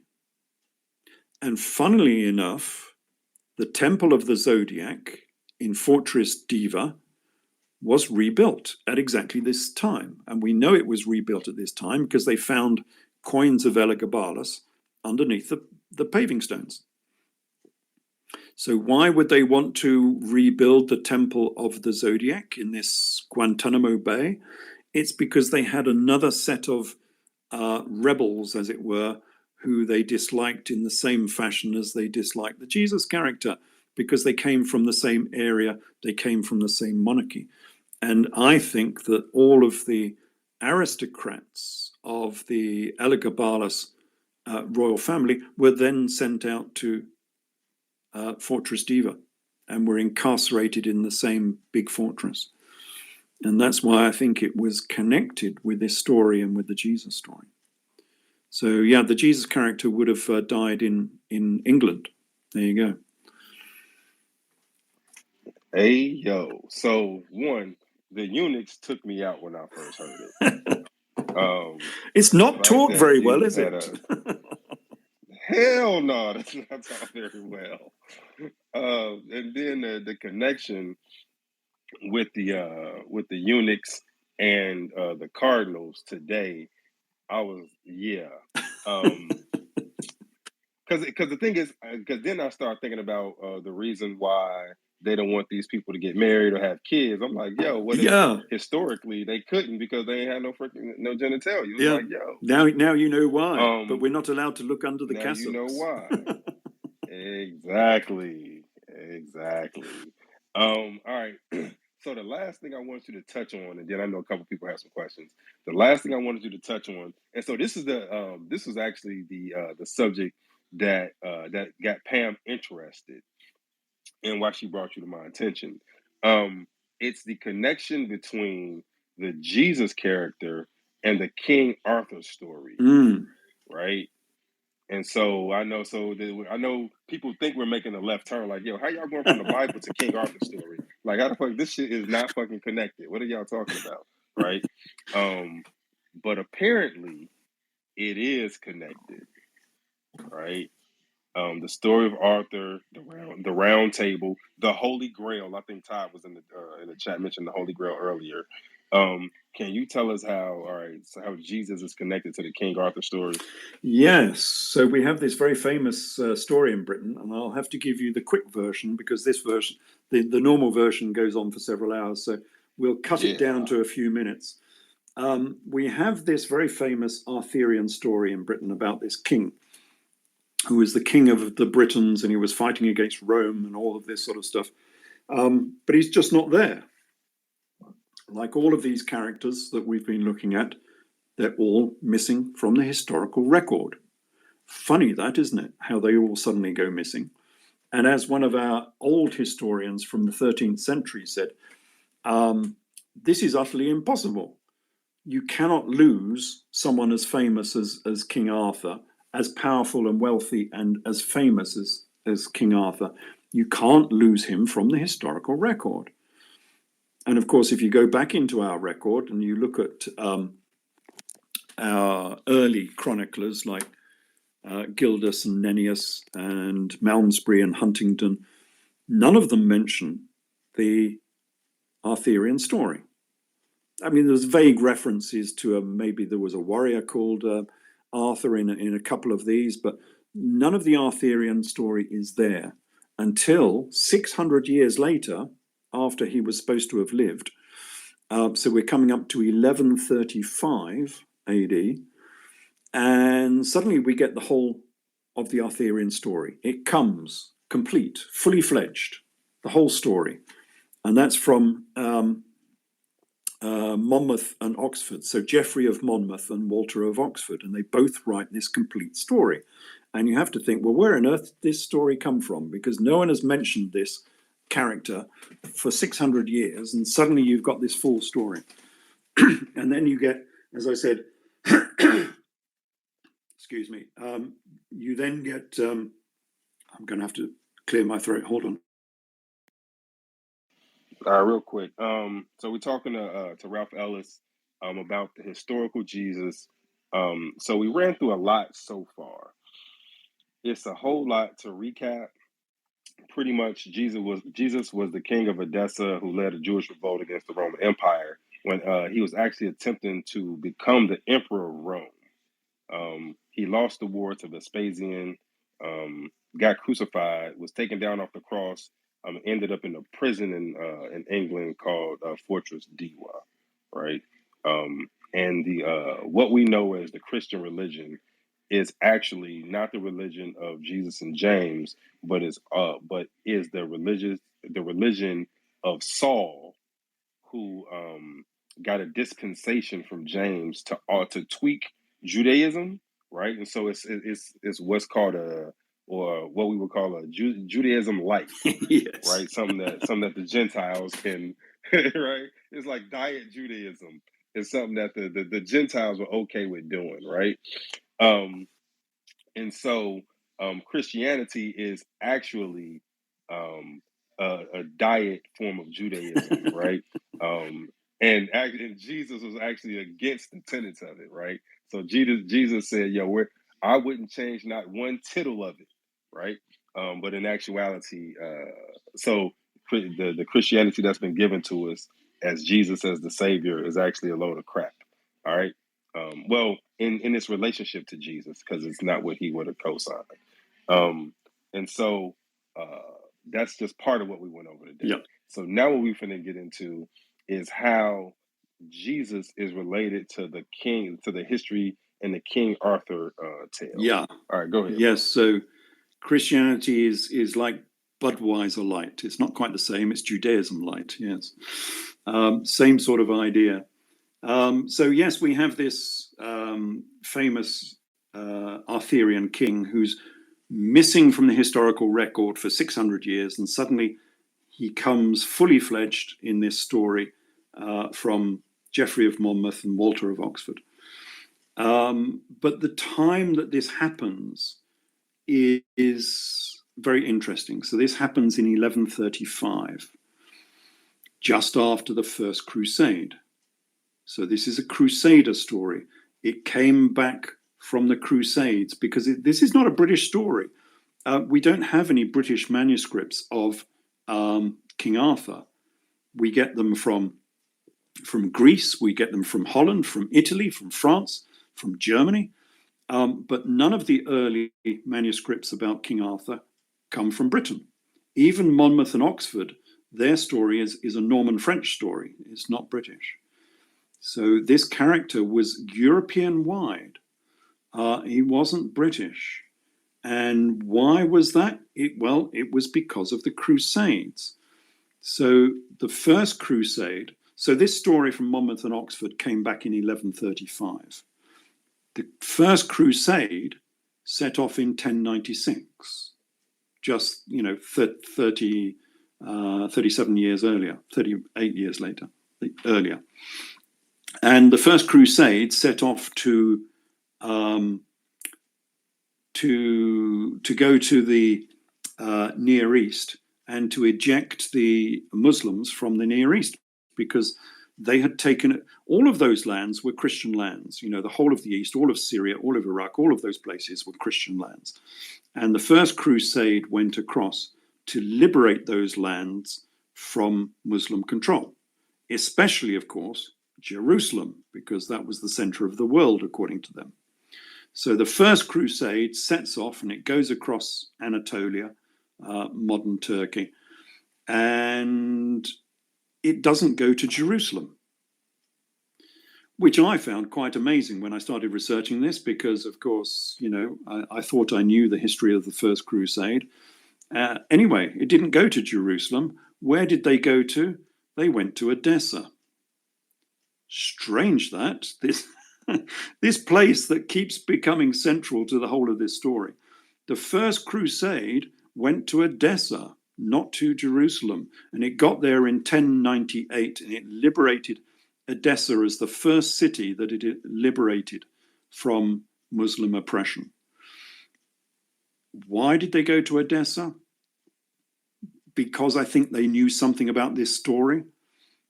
So the First Crusade was run by the Count Baldwin of Boulogne, and I think he must have known something about this story. Otherwise, he would not have gone to an obscure place like Edessa, because he thought maybe there was some history still remaining there, some texts, some genealogies maybe, some secrets, that he might find in Edessa. Anyway, that's where they went to.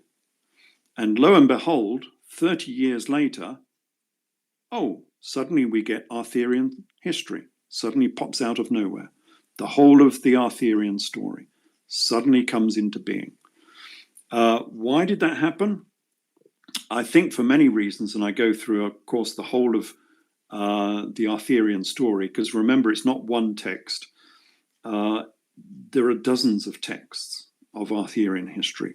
And the biggest one is the Vulgate cycle. It's 10 volumes and 5,000 pages of Arthurian history. I mean, it's just enormous. So running through all of these stories and giving the equivalencies, what I think happened is that when Count Baldwin of Boulogne got to Edessa, he found this story. He found my book, Jesus, King of Edessa, basically, my analysis of the gospel story.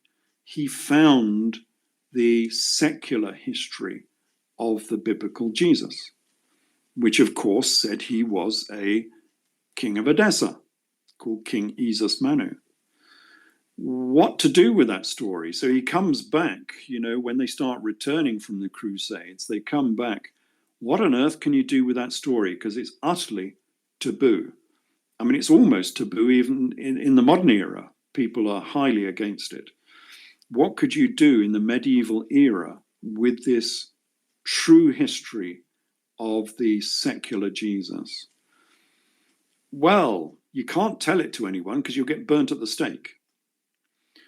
But you could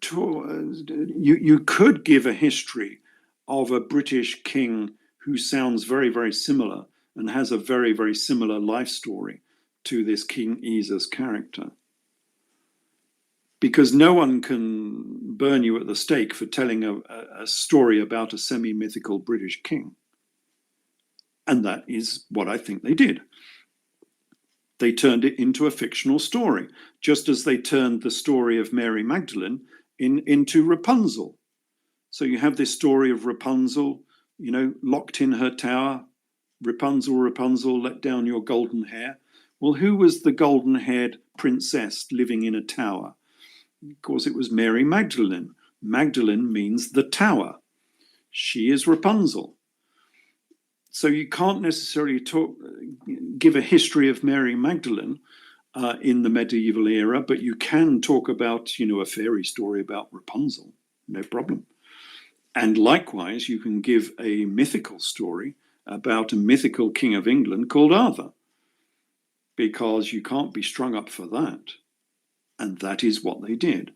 So they turned this story from a first century story about the King Esa's character in Judea, and they turned it into the Arthurian story. But of course, there are many, many clues to this being true. And I'll just quote you one from, I'm just looking up here. Where have I got this story? Anyway,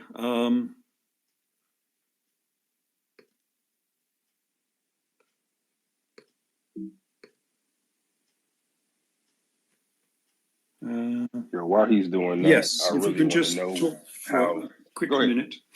Oh, good. Yeah. Real quick. So some other gems that came out of this, I don't know if you guys knew, but the apostles were goddamn eunuchs. I will forever be scarred by that. I've been in Catholic school all my life, and I'd never heard that before. So check out Ralph Ellis on YouTube. He's got some other interviews up. So he's got one where he sat down with a guy, I think for like in clips, in increments of like an hour and a half. And then all the interviews were put together. It's like 11 and a half hours of him just kind of breaking down a lot of this stuff that he's talking about today. Like I said, this is a general overview. This isn't even the deep stuff. Like this isn't even all the facts that go along with a lot of the claims that he's making. He's just kind of giving us an overview. All right. So go check him out on YouTube. Yeah. You back, Ralph? Yeah, I'm still quickly looking. So that's cool. All right. Because I had this so the all other thing lined up, is- and I don't know why I can't find it. It's always the way, isn't it? This is the way. This is the way. Yeah. All right, guys. So after he gets done breaking down King Arthur, if you got questions, get them ready. Put them in the chat. So we'll do a couple of questions. We don't want to hold him too much longer because his voice is breaking down, man. I can hear it. Yeah, it is a bit. Yeah, man. Yeah. His voice breaking down. So we'll take a couple questions. So I know some of y'all are sitting on some questions. I know HLC had a question about Isina. Ralph, you ever heard of Isina? Iceni? The Essenes. No, it's Lyceni. Liceni. You know what Lyceni is? I might have done. Sorry, I was just concentrating on something else. No problem. So I know HLC wants to know about the Lycenes. So I don't know if you know anything about that. Anybody else with questions? You know what? Hit my back channel. If you got a question, hit my back channel. Or if you're on stage, just kind of let me know that. If you're on stage with a question, put in the chat that you're on stage and you got a question. And I'll get to it. Yeah, I know, AJ. We definitely need a part 2 to this joint, but we gotta digest this first. Oh, it's the Iceni Kings. I don't know. You know anything about the Iceni Iceni, Kings? yes. Okay. So I guess he wants to know about their connection to any of this. Are the Iceni Kings connected to any of this? Yeah. Well, the Romans destroyed the Iceni just before they destroyed the Jews, so it's part of the same pogrom. They destroyed the Iceni in about AD 62 or something of that nature, and that started a huge, great revolt in Britain, and that's what they were trying to avoid in Judea, of course, because during the Iceni revolt, there were 5 major cities, Roman cities, that were destroyed by the Iceni. And that's taught Rome a lesson that, you had to be careful with these revolts because they can get out of control very, very quickly. And that's what they were trying to prevent by having a political resolution to the Judean problem, rather than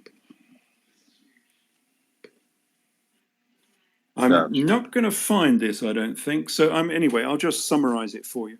All right. William Nietzsche, who's one of the fathers of Arthurian legend, observed that some of these manuscripts are rather different. So a lot of these manuscripts start in Babylon.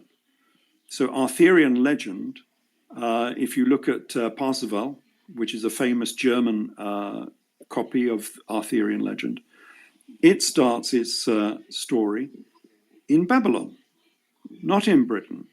And you'll find that central characters like Alain Le Gros, who is the father of Percival, one of the main characters within Arthurian legend, he was a knight working in Babylon for King Baruch, who I line up with the Edessans.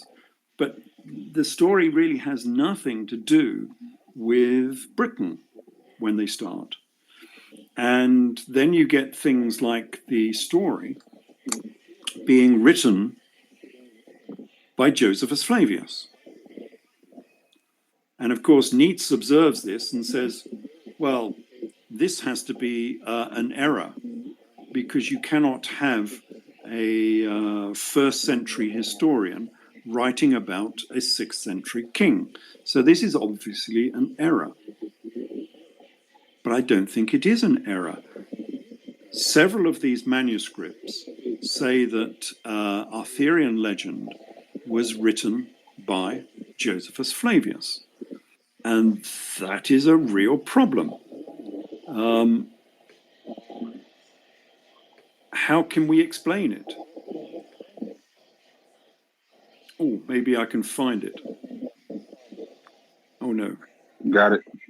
No, missed it. So that is a problem. How can we explain the fact that several of these manuscripts say that Josephus Flavius was the author of Arthurian legend? Well, one of the ways we can do that is that if, as I said, this is actually a story about the King Jesus Jesus character, then of course Josephus Flavius was the author of that story, because we've just been going through it. He wrote the entire history of that region in that era. And of course, if Arthurian history is based upon that story, then yes, the original author of Arthurian legend was Josephus Flavius.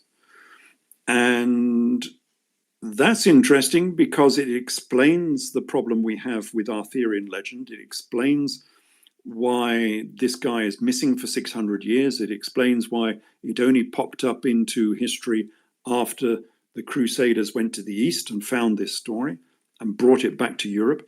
It explains why this is a European story, not a British story. I mean, for instance, the first statue we have of King Arthur, a very early one, 12th century, the very first statue we have of King Arthur is in Italy. It's in Modena Cathedral in northern Italy. Nothing to do with Britain. Why is it there? Well, because lots of the Knights Templar and the Crusaders came from Italy and Germany and France and various other places, because this was a European-wide crusade against the Muslim occupation of Christian lands. And that's where this story came from.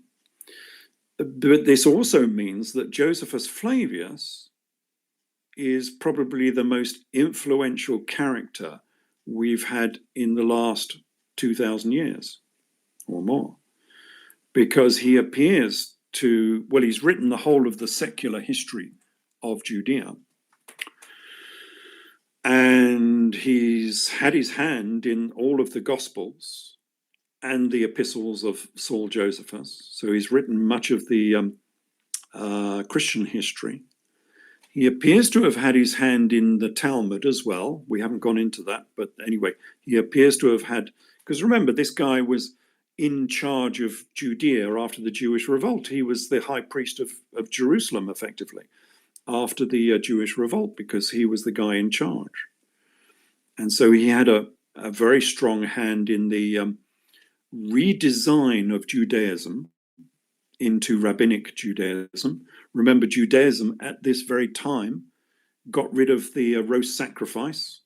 You don't see any animals standing outside a synagogue waiting to be slaughtered and roasted.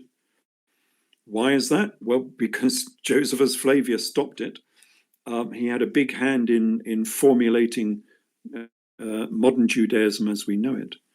And now it looks like that he wrote Arthurian legend. I mean, this guy has his finger in every pie there is. But of course, he could have done this because he had the ear of the emperor. Whatever he wanted, as long as it was in Rome's interest, he could get it because Emperor Vespasian would give it to him. You want the lands of Judea? Ah, okay, they're yours. You want to set up a new rabbinic Judaism that is more Rome friendly? Go for it. You want to set up a new, very, very Rome friendly form of Judaism called Christianity? Brilliant. We'll back you on that. This guy could do whatever he liked, and that's why he became so useful and so influential. He formulated modern society as we know it in so many respects.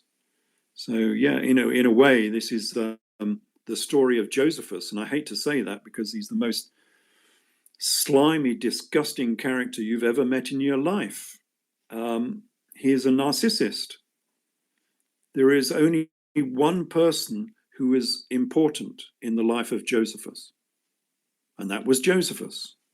He was the ultimate narcissist. This was the guy who, when he surrendered at Jotapata, when he surrendered to the Romans, he was locked in a dungeon with 30 of his compatriots, and they were deciding what to do. And Josephus decided that he would draw lots to see who would commit suicide.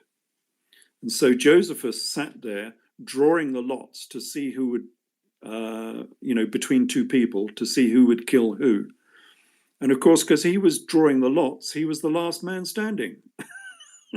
And then he laughs at all his compatriots for being so stupid and letting him kill them all so he could surrender to the Romans. I mean, Josephus is just a nasty, disgusting character, which is why nobody could admit that, say, Josephus was Saul or that Josephus was Joseph of Arimathea. There's no way in the world that they Can I tap in? No, mine. We're in the middle of something, bro. Go ahead, finish, Ralph. It was just so necessary to change his name. They couldn't admit that Josephus Flavius was the originator of Christianity. It means that Christianity was much later than they said. It was an AD 60 story, not an AD 20 story, because that's a necessity of the guy who wrote it, Josephus Flavius. B, they couldn't accept Josephus as being the originator of this religion because he was such an awful character. Nobody wanted him to be the originator of Christianity, or Judaism for that matter. And so he had to be erased from the history. And so he got his pseudonyms. But it's quite obvious who he was if you look around the history. Right. And so the whole thing with the King Arthur connection, the round table being the zodiac. Oh, yes. We didn't talk right? about that, did we? Yeah, you left that part out. I was like, yeah. So the round table is the zodiac. The Arthur character being the stars in the center of the sky, which is either North Star or the Vesica Pisces. Yeah, that's why he gained the name. Why did he? All of these names have some rationale behind them. They're not just plucked out of thin air. And yes, as you said, the round table of King Arthur was the Last Supper table. It says this in Arthurian legend. It says it in black and white.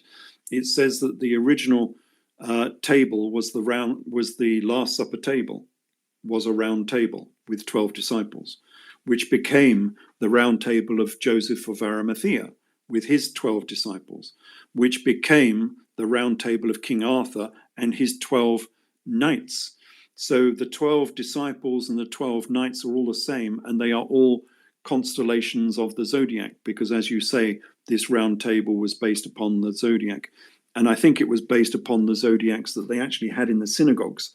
So the table was not a table, it was actually a zodiac mosaic on the floor, because out in the East you tend to eat on the floor. So you get a cushion and you sit on the cushion. So rather than sitting up at table, they all sat around this big zodiac and had their Last Supper there, sitting on the zodiac. And who sat at the center? Well, the Jesus character sat in the center. So he wasn't one of 13 around the edge. He actually sat in the very center of the table, as it were, in the center of the zodiac, because the center of the zodiac was the king. It was the Helios character, the sun god. And if you go down to the zodiac at Bet Shean, just to the south of Galilee, they've got a Christian one down there, a Christian zodiac. And the people in the center of the 12 disciple knights are a man and a woman dressed as the sun and the moon. So who were the sun and the moon? Who sat in the middle of the 12 disciples? It was Jesus and Mary Magdalene, of course. And that's overtly given. And that was in a monastery, the Mary Monastery on the shores of the Sea of Galilee. And so the character in the center of this zodiac was the Helios character. But if you're looking at a zodiac, it depends if you're looking up or whether you're looking down. If you're looking, the central character in a zodiac can either be the sun with the constellations surrounding the sun, or if you're looking up into the northern heavens, it will be the Great Bear. And quite often you'll see zodiacs with the Great Bear in the center, because that's the central constellation in the night sky. If you look into the north, is the Great Bear. But of course, the Great Bear was Arthur. That's what it was called. It was called Arturi. This is where you get Arctic from. It comes from the Greek for a bear. And that's where we get the name for Arthur. And so the Arthurian character and the Helios character are exactly the same. They are the central character in a zodiac. So this name for Arthur wasn't plucked from the middle of nowhere. It came from the zodiac, as you said. So yeah, it's another confirmation. Hey, yo. All right, so we ain't got too much more time. So I know there's a couple people that had questions. Sean, you here? Yes, I'm here. All right, what's your question? Okay, so there's just a few and they kind of tie together. So I hope you bear with me and I'll make it quick.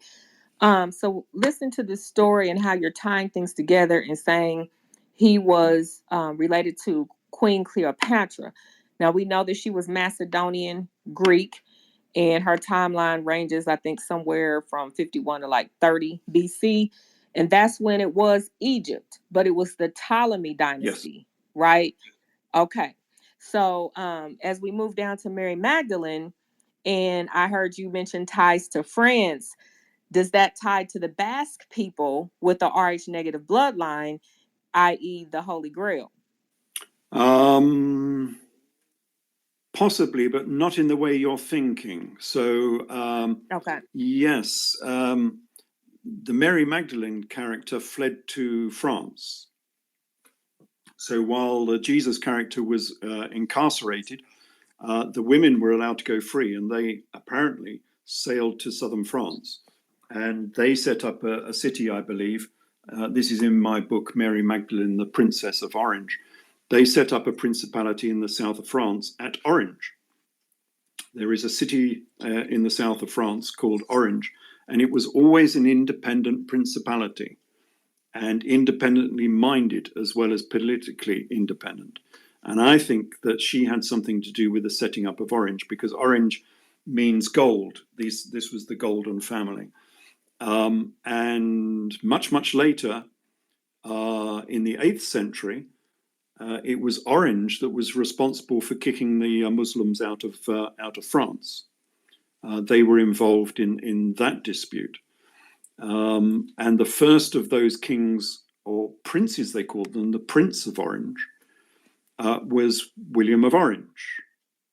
But this is an 8th century William of Orange down in France. Later on, they were kicked out of Orange by Louis XIV, and they moved to Holland. So when you see in Holland the princes of Orange, who are now there still ruling in Holland, they came from France. They came from Orange in France. That's why they have that name. And I think they are linked to this Mary Magdalene story. The Basques might be linked in some fashion, but going back a lot further to this Egyptian royal dynasty. Because yes, although Cleopatra was Ptolemaic, she was Greek, they had married into the Egyptian royal line. And so I think they had part of the Egyptian royal line within the Ptolemaic kingdom. But a lot longer ago, because we've not talked about the Old Testament so much, the Amarna dynasty of Pharaoh Akhenaten and Nefertiti were kicked out of Egypt, and they went on an exodus. And then the next pharaoh, well, after Tutankhamun, the next pharaoh was Tutankhamun. The next pharaoh was Ai, who used to be the army commander for Pharaoh Akhenaten, and he became the next pharaoh. And he married Akhenaten's daughter, Ankhesenamun. And according to Scottish history, and this is a long history, it goes back to the 14th century in Scotland, and it goes back to the 6th century in Ireland, in the Lebor Gabála. In Scotland, it's known as Scotichronicon. In their ancient history of the Scots and the Irish, they say that Pharaoh Ai and Queen Ankhesenamun were kicked out of the country and sailed to Spain, to the Ebro Peninsula on the east coast of Spain, which is right next to Basque country, of course. And they populated that region and the Balearic Islands, the island of Majorca. But later on, they had so many troubles in that region that they moved to Ireland and Scotland.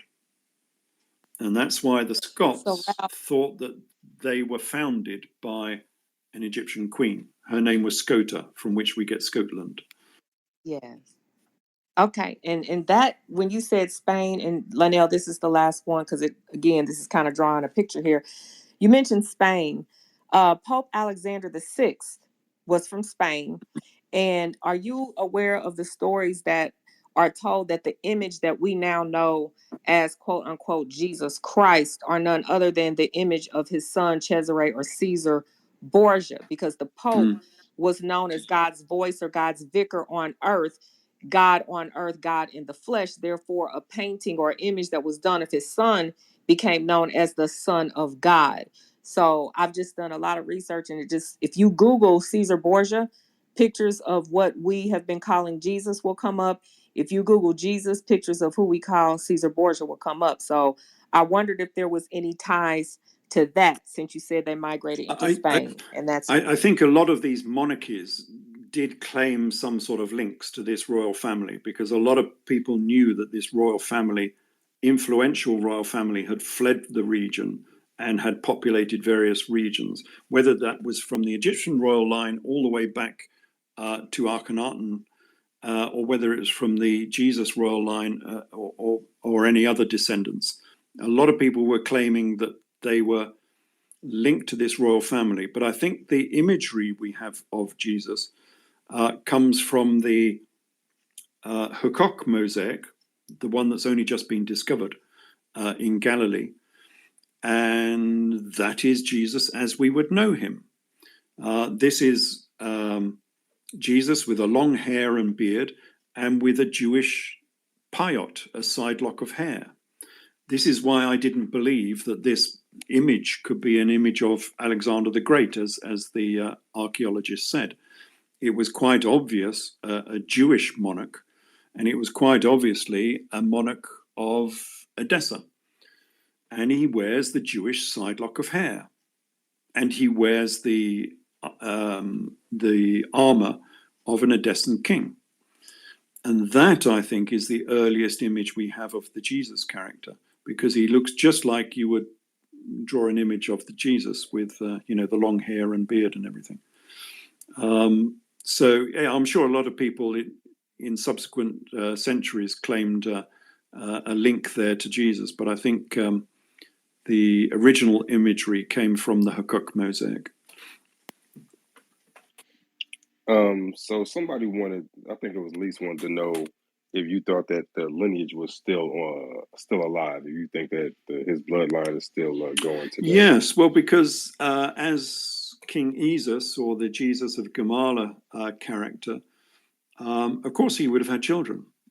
He had two wives, because as the high priest of Jerusalem, the high priest of Jerusalem had to have two wives, not one, holding one in reserve. And of course, he would have therefore married Mary and Martha. So we have the two Bethany sisters in the house of Simon, the house of Simon Bothus. And it seems likely that the Jesus character married Mary and Martha. And so, of course, they would have had children. And there's a good hint at that within Arthurian legend, because I say Arthurian legend has a lot to do with this story. And they have one of the sons of Jesus as being the king of Palmyra. And of course, Palmyra was the other great city of the Edessan monarchy, out in the eastern Syrian desert there, one of the wealthiest cities in the Roman Empire. So yes, he would have had children, and Mary Magdalene herself and her daughter, Sarah, fled to the south of France. So Sarah, again, it's not a name, it just means princess. It's just confirming that Mary Magdalene was a princess. But her daughter, called Sarah, they all ended up in the south of France. And I say they ended up in Orange. In fact, local legend says they went to two towns right next door to each other. So Martha, the sister of Mary, ended up in Tarascon, which is right next to Orange in the south of France, and where she befriended and defeated the huge monster called the Tarasque in the south of France. And that's quite funny, because the Tarasque is obviously a glyptagon. If you look at the dinosaurs of old, you will find a glyptagon, which looks like a huge, great armadillo, basically. And you still find them occasionally. People keep digging them up every now and then, because the carapace of these animals, it tends to stay and get petrified and so on. And so you dig them up every now and then. So we know exactly what the glyptagon looked like. And the creature that Martha was supposed to have tamed in Tarasque is a glyptagon. It's exactly the same. So back in that era when this legend was first made, they'd obviously come across skeletons of a glyptagon, and they knew exactly what it looked like. Anyway, that's an aside. But of course, they would have taken children like Sarah into the south of France, and from there they would have had a dynasty, which would have grown from those princesses. And it doesn't mention any sons. I don't think Rome would have allowed any sons, but they would have allowed the wives and the daughters. And so a dynasty arrived in the south of France. And that's why you get all these claims within French history to be related to the biblical story. Ethan wanted to know about the name Pendragon. Oh, yes. Yeah. So it was about the name Pendragon and its relationship to, hold on, he put it in the chat. Let me see if I can find it real quick. Arthur. Yeah. Oh, the surname Arthur. Yeah. And about Pendragon, what that means. Well, Pendragon is interesting because, again, this has been badly translated, and this is always a problem that we find with a lot of these histories. Everyone will say that the father of King Arthur was called Pendragon. But then I started looking at the original manuscripts, which are written in Latin, and there are one or two in Welsh, but mostly in Latin. And he's not called Pendragon at all. He's called Ben-Dragon. Completely different name. And of course, with my knowledge of where this story came from, I immediately said, well, Ben is Aramaic. Ben Dragon means the son of the fish in Aramaic. And of course, all of the Arthurian purists said, no, that's impossible. They were speaking Celtic, nothing to do with Aramaic. How have you got Aramaic into this?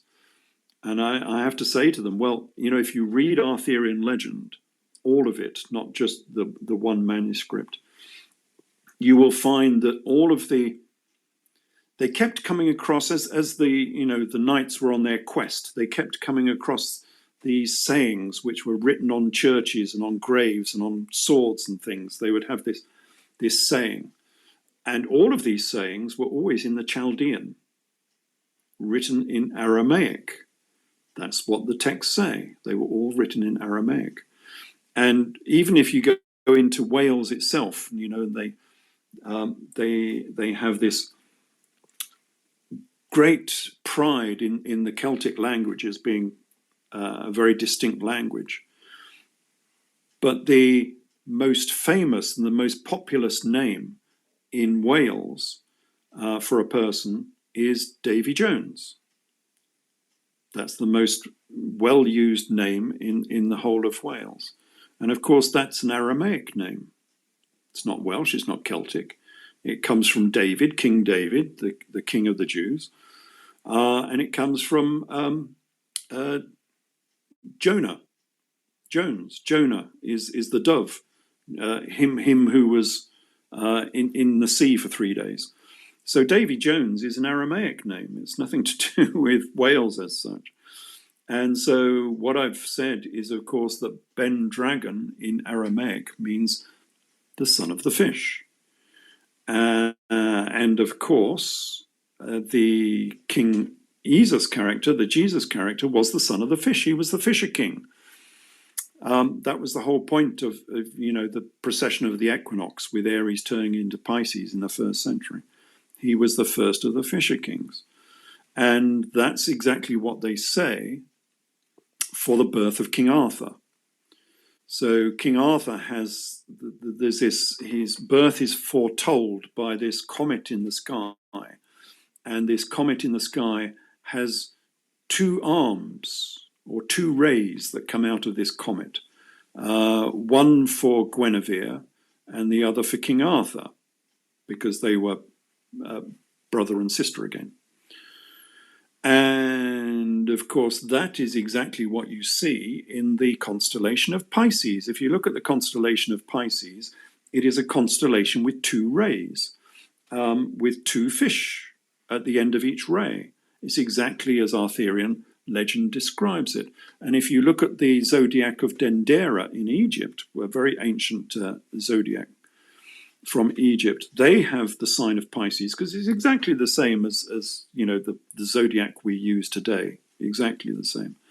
And their constellation of Pisces on this zodiac not only has 2 fish at the end of the constellation of Pisces, but each fish is marked with a circle, one with Horus and the other with Isis, the sun and the moon. And so that's exactly the same as we get in Arthurian legend. We get this comet or constellation with 2 rays identified as Guinevere and Arthur. It's all astrological. It comes straight from the zodiac. So yeah, it's all very interesting. And it's interesting that nobody has really tweaked that Pendragon, spelt as Ben Dragon, is actually Aramaic, son of the fish. So I know I've heard you answer this question before, say it. When we were talking, I think you were talking about where Jesus might have been buried after he died at Fortress Diva. Yes. Yeah, that's So all a go bit ahead. speculative, but sometimes you have to speculate a little bit and see what happens. I've done this before and then suddenly found further evidence in later years that backs up what I said many years ago. I did that with the Hakkuk mosaic. I made the image of Jesus and put it on the front of my book 5 years before the Hakkuk mosaic was ever discovered. And then when I look at this image, I see that it's exactly the same as on the front of my book. And I think, spot on, I got that right, thank you. But the speculation I made about Jesus is, what on earth would you do as a Roman with this dangerous rebel in Fortress Diva up in Chester? And okay, he's expired now, he's died a natural death. What do you do with his body? Now, you can't let it go back to Judea, where it can be used as the basis of a further revolt against Rome. You can't desecrate it, because that was the whole point of keeping these people alive in the first place, is that you wanted to give them some respect for their position as king, and you didn't want to upset their people. So you've got to do something reasonably in keeping with his position as a king. Where can you put him? Well, as it happens, Stonehenge was disused because the Druids had all been killed in about AD 62, I think it was, maybe AD 64, something of that nature, when the Romans destroyed the Druids, who were the guardians, the priesthood of places like Stonehenge. And so Stonehenge would have been abandoned. It would have been abandoned for 6 or so years. Well, no more than that, because he would have died in about 95, 100, something like that. So by that time, Stonehenge would have been abandoned for 30-40 years. What better place could you use as a burial that is not Roman, that is somewhat related to the religion of the Jews anyway, because I think there were connections between the Druids and the Jews? You could bury him at Stonehenge. And as it says in Arthurian legend, the son and the father of King Arthur were both buried at Stonehenge. Now, that's mythological, of course, because we have no evidence that part of Arthurian legend is correct. However, we've not done enough archaeology at Stonehenge to discover whether that's true or not. There are portions of Stonehenge which have not been never been excavated. For instance, there's a fallen stone there, several fallen stones, which have never been re-erected, and they only fell over a few hundred years ago. So there could be anything you like underneath those particular stones. So it's a possibility. I mean, it would be a suitable place for a burial, as far away as you can possibly get from Judea, so away from his power base back in Judea, where you could discreetly bury someone with some sort of dignity, even though he was a rebel against Rome. So yeah, it still is a possibility that you might have a burial there at Stonehenge. All right, cool. So man, I know we done went for a minute. I know we well past your time limit. I want to appreciate you for coming though. Yeah. But we definitely, I think we definitely gonna need to do a part 2, because after this information settles in with people and they think about it, they're gonna go back and listen to the replay. I know they're gonna have questions, so I'm gonna get with you. We'll schedule a part 2 sometime in the future, maybe next month or so, a few weeks or so. Yeah, I'm always good cool with questions. I mean, there's lots of books to get through, so if people want to start reading, most of this comes from the King Jesus trilogy, most easily available on Amazon, either in paperback or in iPad, sort of iBook format. Try and get, if you're browsing through, well, I'll give you the link, of course, so that people have the proper link. But there are some old books which I wouldn't recommend so much, very old editions, which keep popping back up on Amazon. So you want the post-2017 editions if you can. They're the most up-to-date. And those are the ones I'll give you, of course, so people can look at those. But so do me a favor, shoot me the link either in the chat here or any other way. And so what I'll do is I'll plug it. I'll plug the plug your book, especially during the next time I open my room during the podcast, Yeah, I'm in not case sure people how need to to do figure it that out. in this. You know how you were sending me? You know how you were sending me messages? Yeah, You know how to I send me a presume I message can if you copy look at and the paste airplane? on this. I'll give that a go, see if I can Yep. do that. And just to Yeah. readers, to let them know that all of this comes direct from the original manuscript. So I'm not copying from other researchers. This is all direct from the original manuscript, so it's very difficult to argue against because I can just go straight back to the manuscript and say, well, that's exactly what it says. All I'm doing with this analysis is taking the original manuscripts and just taking them rather more literally than other people have done. Other researchers, of course, have always been guided by their Christianity, perhaps, or their Judaism, in the terms of Robert Eisenman and people of that nature. So they always have a slight bias to one side or the other. Even Arthurian purists have their own bias, and they won't let go of their Arthurian character, who they are convinced is a Celtic Welsh guy, and they can't let go of that. So I'm very independent from all of these people. I have open eyes. I can see what these manuscripts say. And all I'm doing is taking them and reinterpreting them in a much more literal fashion. And the beauty of this is it all makes sense. So a lot of these stories never made sense before.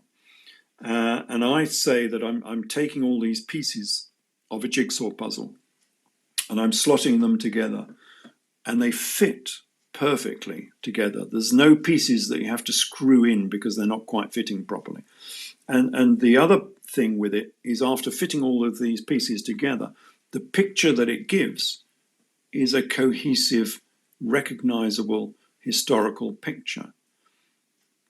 And that, to me, rather means that I've struck on a seam of truth here.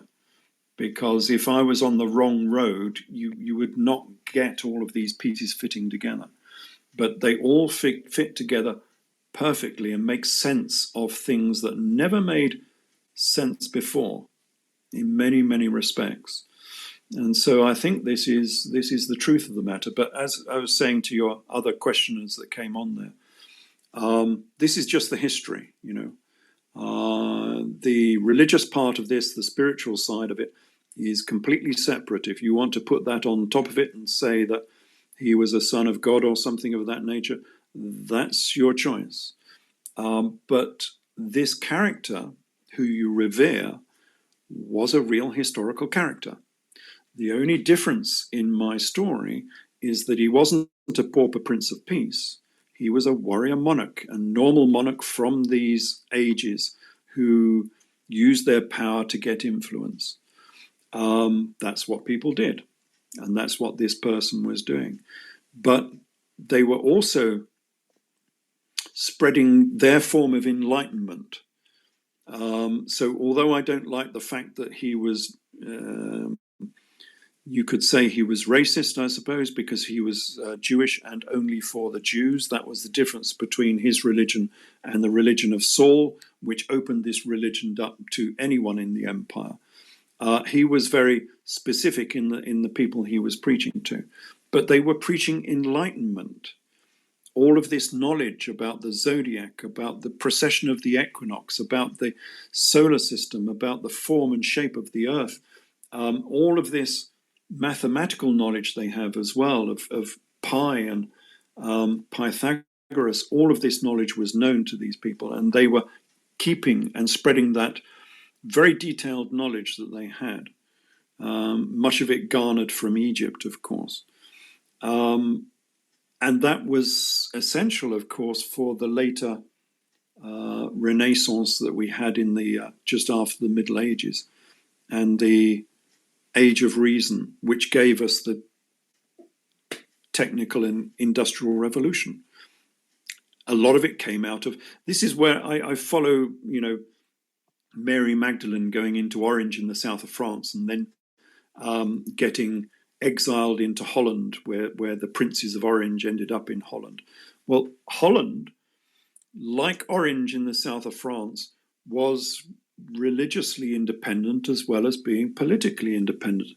And they were the center of the Renaissance, the battle against the Catholic Church, because the Catholic Church was holding back civilization. That Renaissance was centralized upon the Dutch colonies. And then, of course, it was transferred to Britain, and Britain became the center of this age of enlightenment because we had a Dutch king. Our king was William, the Prince of Orange, became a king of England. And so that knowledge and that independence from Mary Magdalene, from Orange, from Holland, to the princes of Orange, who were the kings of England, was central to the Renaissance and the Enlightenment and the following age of the age of reason and the Industrial Revolution. So everything you see around you, every piece of technology that we use today, was all due to that process. Were it not for the age of enlightenment, you would not have the technical revolution we've had.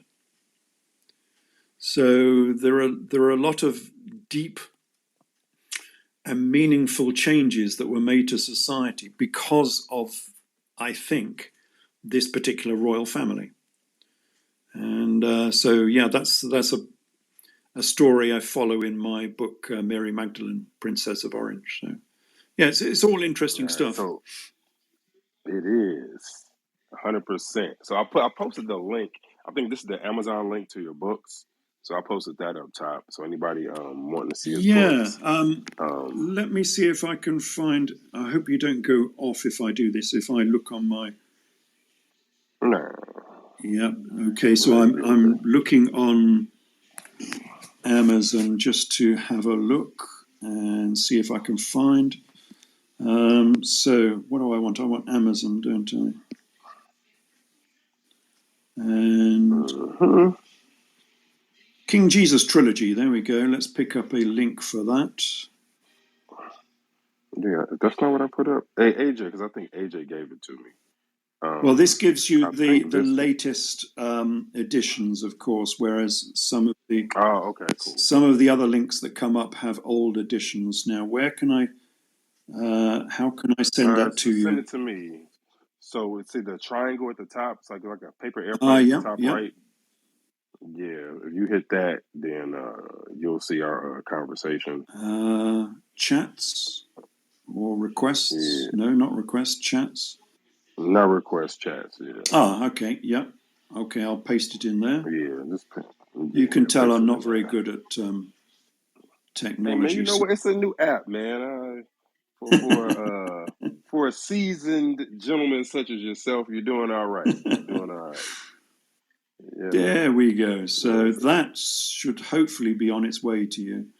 And that's the. Hey, man, this is not the post office. Hold on, let me see. Did you click the send button? Yeah, I sent send, so it's come up here as being sent to you. All right, let's see. It's just an Amazon link. Oh man, you know what? I don't know if this stuff is coming via snail, man. I think it probably is. Yeah, hold on, let me see. Let me try. Man, something tells me you didn't send it, Ralph. Damn. I shall try it again. Don't worry. Let's see what we got. All right. Something tells me so. So you don't use the EdFu books in your link anymore? Yeah, you can get the links from EdFu books. So I've got www.edfu-books.com, and that should come up with all of the books. All right, cool. So I've sent it again. So I don't know if. All right, let's see. Hold on. Yeah, let me see. It's mainly just to avoid the old editions, which are not as comprehensive as the new editions. Okay, hold on. So it says it's sent on my side. All right, right. Do you see what I just sent you? Well, the message I've got is I can't reply back to you at present because I'm doing some real things. Oh, okay. It said, I said, do you see this? No, I can't see that. And no, you don't see it because that's where are you sending this to me at? Into Clubhouse. Oh, perhaps I'm sending it to the wrong person. Let me try. They're probably wondering what on earth is this message coming up. Yeah, exactly. They might have I can went there and press bought a book. message there. Oh, did you see this? Right, now I see. Yes, now I see where you are. Yeah. There you go. Yeah, I don't know who you was. I've got no idea who I sent that to. So there you go. I've sent it to you now. It's got a first class stamp on it, so it should get you there in a couple of days. Yeah. All right, cool. Yeah, let me go with this. All right, guys. This is the most updated link. There it goes. It's up top. King Jesus Trilogy. Yep, there it goes. All right, that's the most updated link. If you're listening on the podcast, Amazon.uk, the King Jesus Trilogy, and I think he says that's the best place to start. If you're going to start digging into the stuff, a lot of the stuff that we talked about today is in those books. But he's got like 13 books, 4 on this subject alone, though, right? Yeah, I think there's 5. It's a trilogy, but it's no longer a trilogy because it's expanded. It's now 5 books in a trilogy. But there we go. All right, cool. People can also pick up some information on my website, on my Facebook site, which is Facebook RalphEllis.144. And that's fairly active. It's got a lot of information. I also post a lot of information about climate on there because I'm a climate scientist as well. And again, I'm a bit of a rebel on climate science. I say that CO2 is not the primary agent affecting climate. So yeah, I like my rebel position. But anyway, I've got a proper peer-reviewed climate paper, which people, all right, cool. Yeah, people can read that. I post a lot of things about energy as well because that's affected, and of course, all of my biblical stuff is all up there. I've got 5 years of posts there, so there's a lot of information. I did write a book about this, actually. It's called Shards of Illumination. So that's an easy name to find on Amazon. Shards of Illumination. And what I did on that one is I took all of my posts on Facebook for the last 5 years, because basically all of my posts are questions that people have given to me, a bit like here on this talk. People ask questions and I answer them because some things are not clear to people, they've misunderstood or whatever, bit of clarification here and there. And I thought it was very interesting. So I got all of these posts together and wrapped them up into a book and put it onto Amazon. So now that's another book on Amazon. It's another big fat one, 600 pages of questions and answers with Ralph Ellis. So that's always interesting. Yeah, that's cool. All right, so actually, I want to get you to come back so we can talk about something related, but not. We're gonna have this flat Earth talk, man. We're gonna bring you over to the light. Well, we're gonna bring you over to the light, man. Not too much of it. I'm I don't. yeah, these are difficult subjects that you don't really want to get too involved with, because if you get too involved with them, you sort of get tainted by these subjects. So I try and stay away from them.